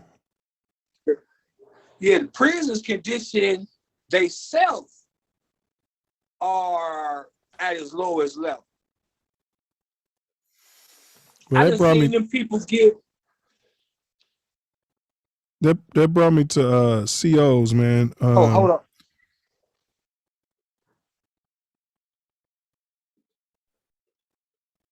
Can you hear me, brother? I got you, bro. I got you. Yep, loud and clear. So let me tell you this. Let me tell you this before y'all change to another subject. Go ahead, bro. I seen them people give people the wrong medication for years for cancer. And I remember they gave this brother, man, and the medication that they gave him turned his face green. And his face looked like a An avocado, that's how his skin look. You ever seen an avocado before you cut it? Yeah. I seen them turn this brother face like that because they was giving him the wrong cancer medication for years. Damn. So yeah, that's what I was gonna jump to. Speak on the COs, man. Were you're doing it already? Were there any good ones? Were there any angels back there? Or were they all just demons, bro? Nah, fam, I had some good. No. Let me tell you something, man. The Creator Allah put angels everywhere. Yes, sir. And I'm glad that you said angel, because in the lessons it says an angel was a thought of Allah manifested in the flesh, manifested in human flesh. And I done met a lot of good people that was correctional officers, man. Some of them lost their job because they wasn't with the conditions that the prison was trying to force on them. Some of them will tell, I remember I met this one brother and he told me, he said, listen, fam, when I was getting down to like 5-6 years left on my sentence, I was on the Supermax and this officer used to come through every day. And he was like, man, you getting kind of short, right? And I'm like, yeah. He said, well, listen, man, you got a problem working? I say, nah, I ain't gonna have a problem at all. I said, man, I done worked around here for 10, 15 cents an hour. So getting a job when I hit the world, that's nothing. He said, well, listen, man, if you want a good job, making a livable wage, if you can move to this part of Indiana, they hiring felons, this, that, there, and the other. And about 5-6 years later, when I got out the joint, I moved to that part of Indiana. And I ended up being a supervisor down there before I moved to Vegas, you know what I mean? But I got that information from this officer, you know what I mean? So no, it was a lot of good people. It's a lot of good people that's back there too. So I don't want it to seem like it's all bad, man. It's a lot of good teaching. A lot of our sisters was coming off in there teaching us and stuff like that, being nurturing and really did well for us, wanting to see black men step up out of it, because of that's gonna have to be the black male. Our sisters gonna have to be the one to do it. You know what I mean? And so I experienced that. Yes, sir. Yes, sir. Okay, so there were some good ones. That's good to know. What, if anything, are you grateful for that incarceration experience? Well, I'm grateful because a soldier, without a foe, a soldier will never know his strength. So because of that, I know how strong I am. Yes, sir. I know what I can take. Facts. I know what I can make it through. It improved me as a person. And like I said, it made me the person that I am today. So, and if I wouldn't have went through that, I don't know if it would have ended up that way. You know, I could have been dead back in the 90s. Yes, sir. We might not even been able to have this dialogue because I'd have been dead back in the 90s. But I was able to see some things and experience some things that I'm able to sit down and talk to you on this platform.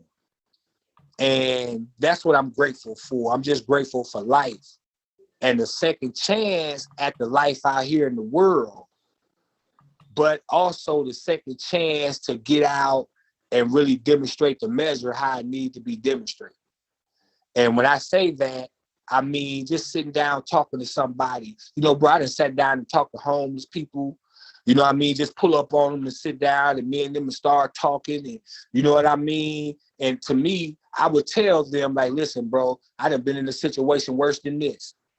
And if I can make it out of that, you can make it out of this. You know what I mean? Right. Yes, sir.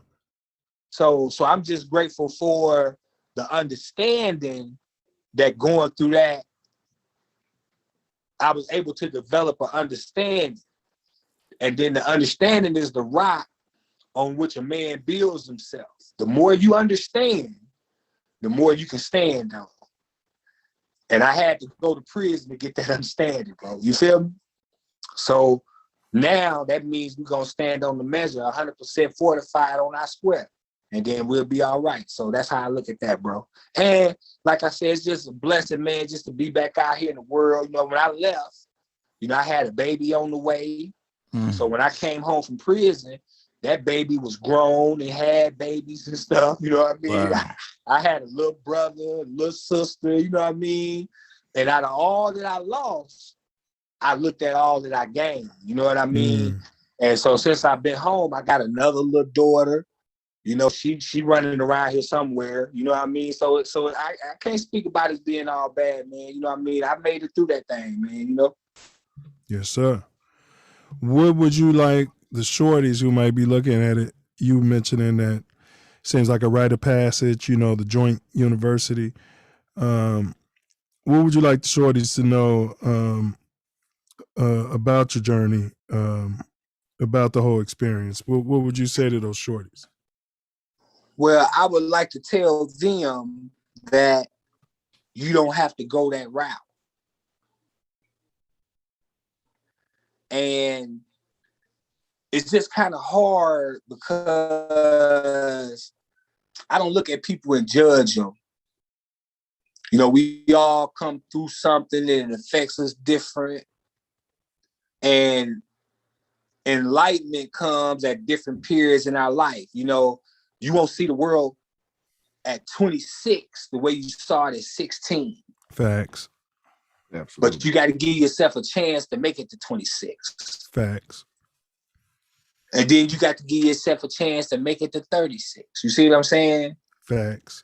So the only thing that I could tell them brothers is that that's not a rite of passage. That's a thinking error that's been systematically ingrained into our conscience, and we act that out. That's all I could tell them, bro. Now, in saying that, putting that in the atmosphere, the antenna can't be blocked to pick that signal up. It's for those who have ears to hear. Right.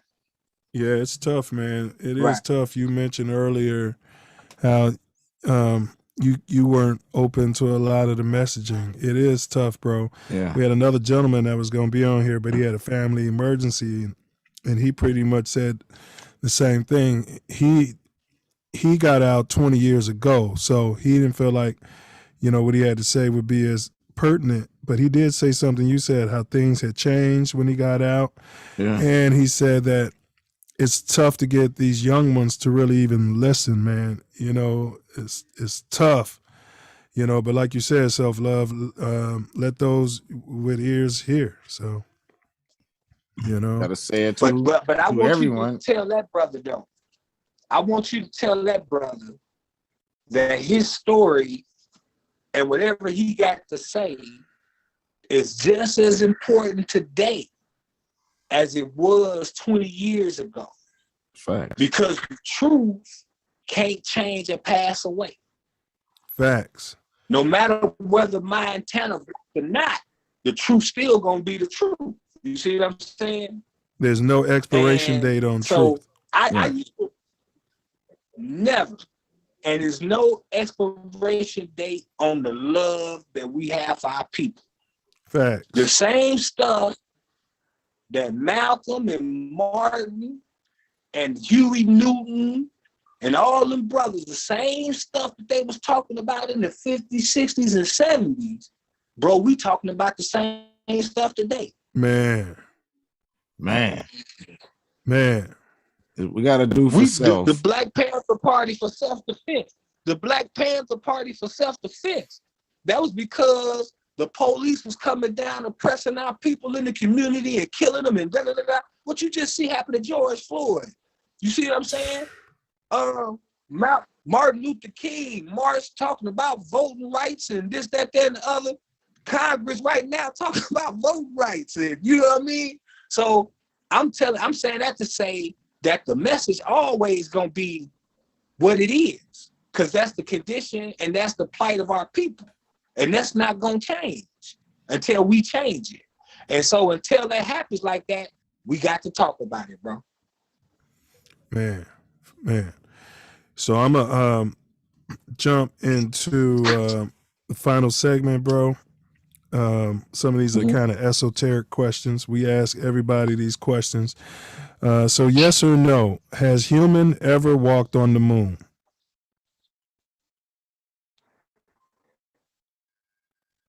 Has human ever walked on the moon?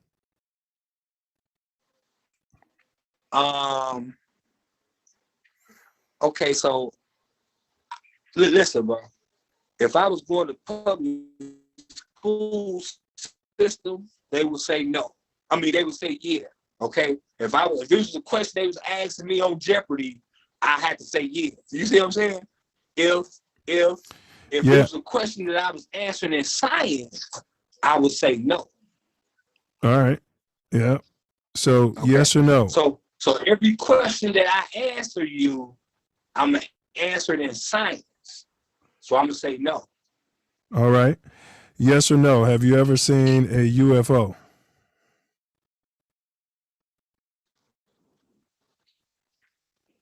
No. Yes or no? Are we alone in the universe? Now that's a deeper question. No. Yes or no? Is there a God? Oh, that's the deepest question at all. That's the deepest question. Yes, it is. All right. Yes. Yes or no? This is a magic box question. Suppose a person that you can't imagine living without became terminally ill with some sort of rare disease. Now, what if self-love provided you with a magic box that has a button on it? And he tells you if you push the button, your loved one will be totally healed. However, he tells you by pushing the button, an innocent person whom you do not know will surely die. Yes or no? Do you push the button? No, you don't push the button. Okay. What's the meaning of life? Wow, that's a deep question. That's a deep question. The meaning of life is a constant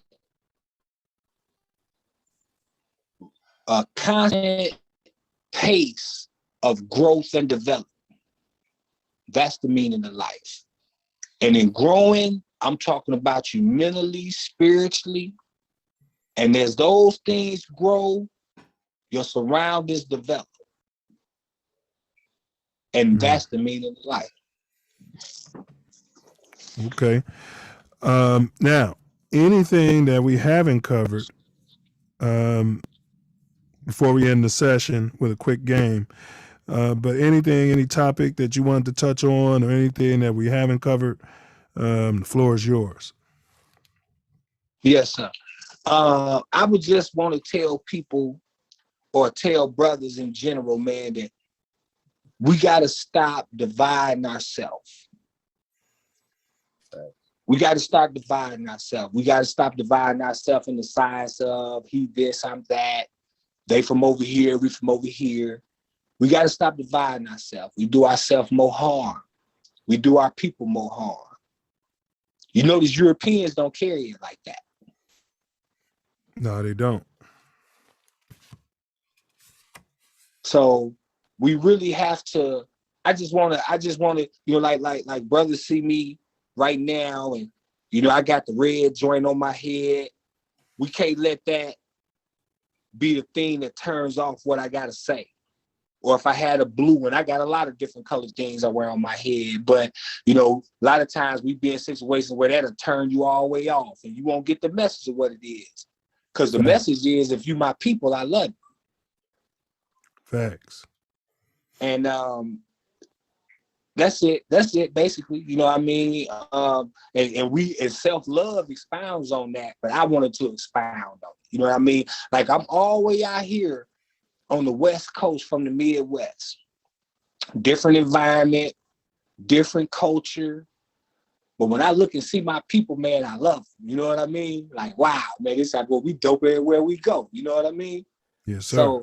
So that's how I look at it, man. And I just propose, man, that we put things together, man, but we be together more, man. Put ideas together, think tanks and stuff like that, man. That's how we get, and that's how our people used to do it.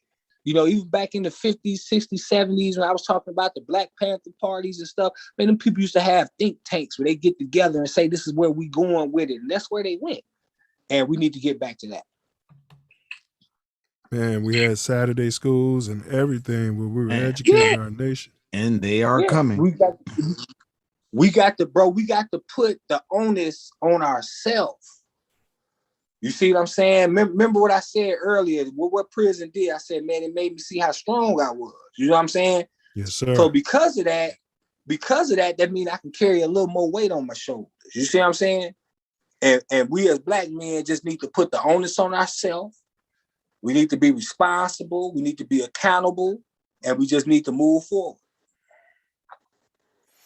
Yeah, and I'm going to add one thing, and we have to eat to live, y'all. We can't keep dying from these people's poisons. Listen, man, that's very important. You see what I'm saying? That's growing and developing. You see what I'm saying? I remember, that'll spin off into a whole nother dialogue, but, you know, very important, man. We need to know how to eat to live. We need to know how to exercise to live. We need, you see what I'm saying? Drink water. Yes, you know what I mean? Like, we really, right. We need to learn how to keep all these toxins out of our body that we don't know is toxins. We've been eating all our life and stuff like that. And the stuff is killing us, you know? And how to get rid of the toxins that have been stored forever. There are all kind of herbs and natural processes to remove all of that. And you know what? And our people, I know I can. And our people got them sciences out there. We need to put them out there. You know what I mean? Yeah. We need to have, you know what I mean, situations where we get to, man, it's just deep, man. We got so much work to do, bro. You know what I mean? And we can't be afraid of the work. We can't feel like it's too much work. We just got to work. Saturday schools are coming. Yep. Yes, they are coming. All right, so Self, unless you got something else to add, we're going to do this game, man, and we can let this brother go. All right, let's play the game, fam. All right, Self Love, did you have something? I just want to thank him again. It's an expansive conversation. Much appreciation, love, honor, respect. Yes, sir. Knock this game out. Yes, sir. All right, so how the game goes, Noah's Ark, he had to take a pair of everything. So I'm going to give you a pair of items. I might say Newports or Cools, and you choose the one that you like the most. You got 60 seconds to get through all of them.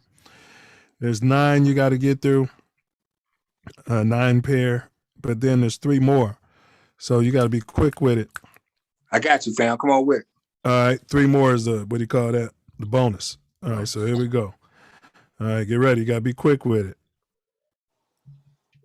Hold on a second, bro. Hold on. Let me get your timer going. All right, hold on. Farrakhan, TD Jakes. Farrakhan. Kobe Bryant, LeBron James. LeBron. 12 or Pookie.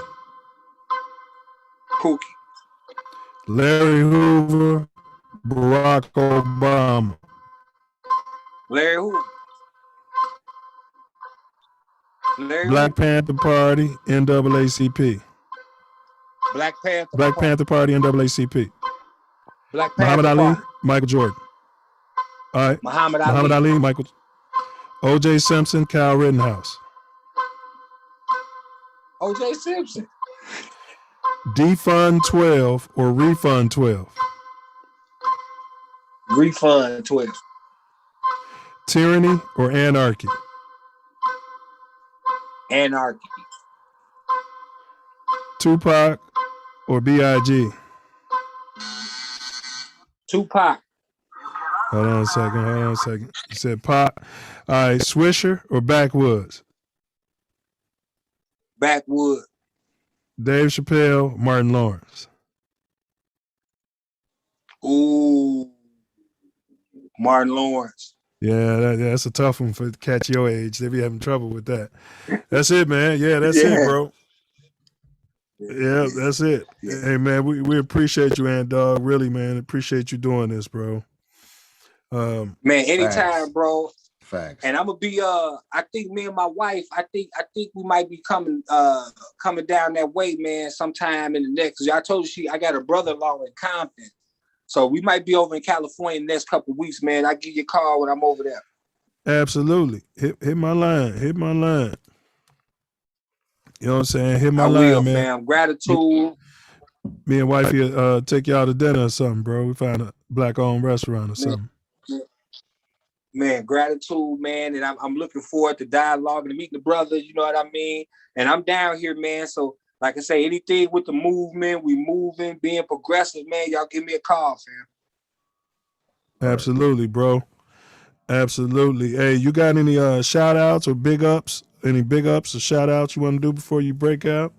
Yes, sir. Well, first and foremost, I want to give all praise to Allah, Father, Universe. I want to give hella high honors to the noble prophet, noble Jew Ali. I want to give honors to every love thought that demonstrate the science of the truth. And I want to give a special honor to you two brothers, man, for demonstrating y'all thought that's most definitely needed in these days and times, fam. And so we're going to meet up in the whirlwind. I'm looking forward to it. And I'm here, bro. Appreciate you, brother. Really appreciate you doing this. And, bro, we don't kick no silverbacks. We call each other silverbacks because reparations, we want our silverback. So, right. And we gorillas, you know, like Guerill. So we that type of gorilla. So, bro, we don't kick no silverbacks out. Show yourself out, man. And, man, you're welcome anytime, man. This is your show, bro. Facts. Gratitude, bro. Love y'all, brothers, man. And a divine love, man. I love you, brothers, man. So y'all be peaceful, okay? Love, yes, sir. honor, respect. Likewise. Yes, sir. Yeah, that was, man, I'll tell you how things work. I wasn't sure he was going to show, right. and he was, but the show was designed for him. Exactly. Originally, it was supposed to just been him. Yeah, your angel, shit, you came through. Yeah, that's what it is. Like all the way. It's a blessing, bro. Yeah, God knows what God is doing all the time. Man. So, yeah, I'm the overseer. Said one love, brother Hubert. Stace dude said much love, bros. Great show. I agree, Stace dude. Yeah, man. Yeah, powerful show. And then we got what was that? So I said very. You said powerful show, and I was saying very. That was So call to action. I got a call to action. If you guys know anybody behind the wall, let's get something on their commissaries. You know, write them a letter. Go visit them. There's a call to action. If you don't have somebody behind the wall, I'm sure there are programs where you can get information to somebody behind the wall and you know, put money on their books, something of that nature, huh, Self? Facts. I mean, we all have to look at the situation. It's the new slavery system, and almost all of us are affected. You have like 20% of the world's incarcerated, and it's not seeming to be a rehabilitation for everybody. You know, some they rehabilitate themselves in crazy positions. It's set up for you to go back, and thank God for Brother Hubert and his experience and what he experienced and how he pushed himself out of the situation. Yeah, man. So the riddle, Self Love knows the answer. Nobody in the chat. What gets sharper the more you use it? And it's the whole point that we do these riddles. So I thought they would be able to figure it out. What's the answer, Self? Your brain. Facts. The brain. That gets sharper the more you use it. Now, our J5 show. We've got my purse in the building. Self Love Ship. Warden Alam, fintech / crypto expert. We call him Leandrew Damas. He's made predictions after prediction after prediction that has come to fruition when it comes to the money, huh, Self? Facts. Yeah. Worked on a lot of things that blew up. Facts. So we've got this gentleman. He's going to grace us with his presence January 5th. That's Wednesday at 9 p.m. Central, right here on TATN. So do tune in. Tomorrow on TATN at 9 p.m., Mouthpiece Included, recovering CTE in sports. What don't we know? Right. That's going to be a great conversation. Facts. So, man, so that's all I got, man. So I turn it over to my brother for my personal favorite part of the whole shebang, and that's Brother Wordsmith's final words out there.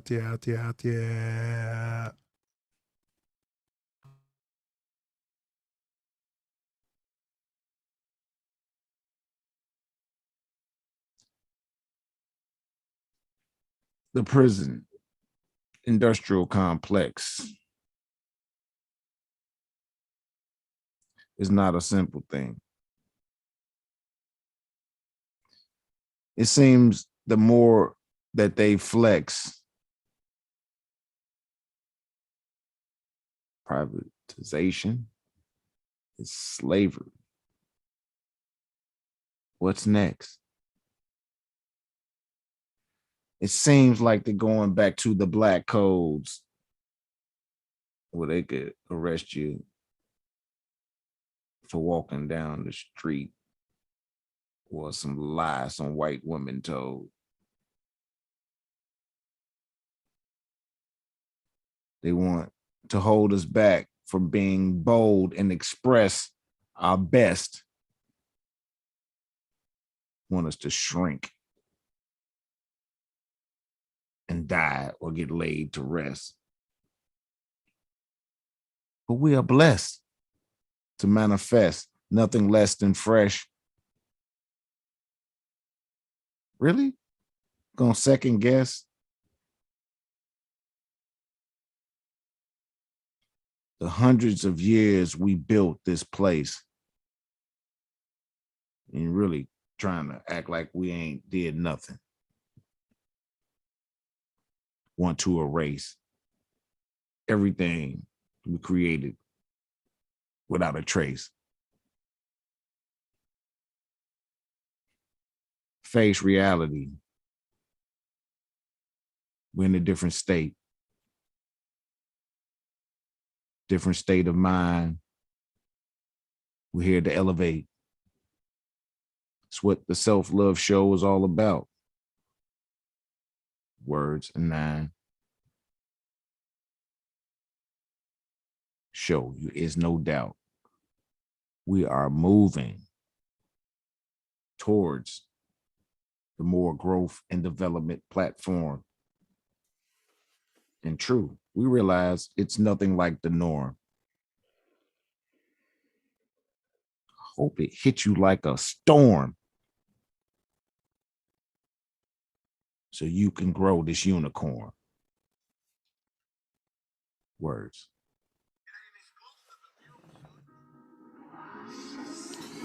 Well put, bro. As per usual. Well put. Bullets are boomerangs. Stand your ground.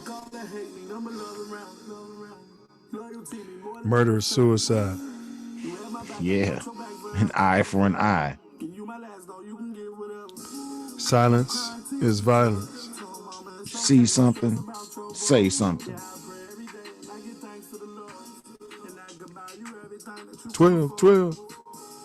Greed plus ego over fear. That's slavery. Charity plus humility times love is freedom. Do not, under any circumstances, for any reason, do not answer questions. Yet, question everything. Fear is fiction. Vibrate love. Forgiveness and charity are the highest vibrations of that love. So, do something charitable for an enemy in the beef. Facts. Hurt people. Hurt people. Healthy people. Heal people. Free Angel, Chief Malik, free Jeff Fort. Free Larry Hoover. Free the old man. Free all the guys, man. Prison is slavery. Be like St. Pedro. Keep your eyes on Yeshua. And you could be walking on H2O. Move mountains. Mountains? It take a lot of machinery, bro. No. I'm not talking about no machinery. I'm talking about all you need is the faith of a mustard seed. Mustard seed, that don't seem like a whole lot of faith, bro. It ain't, but it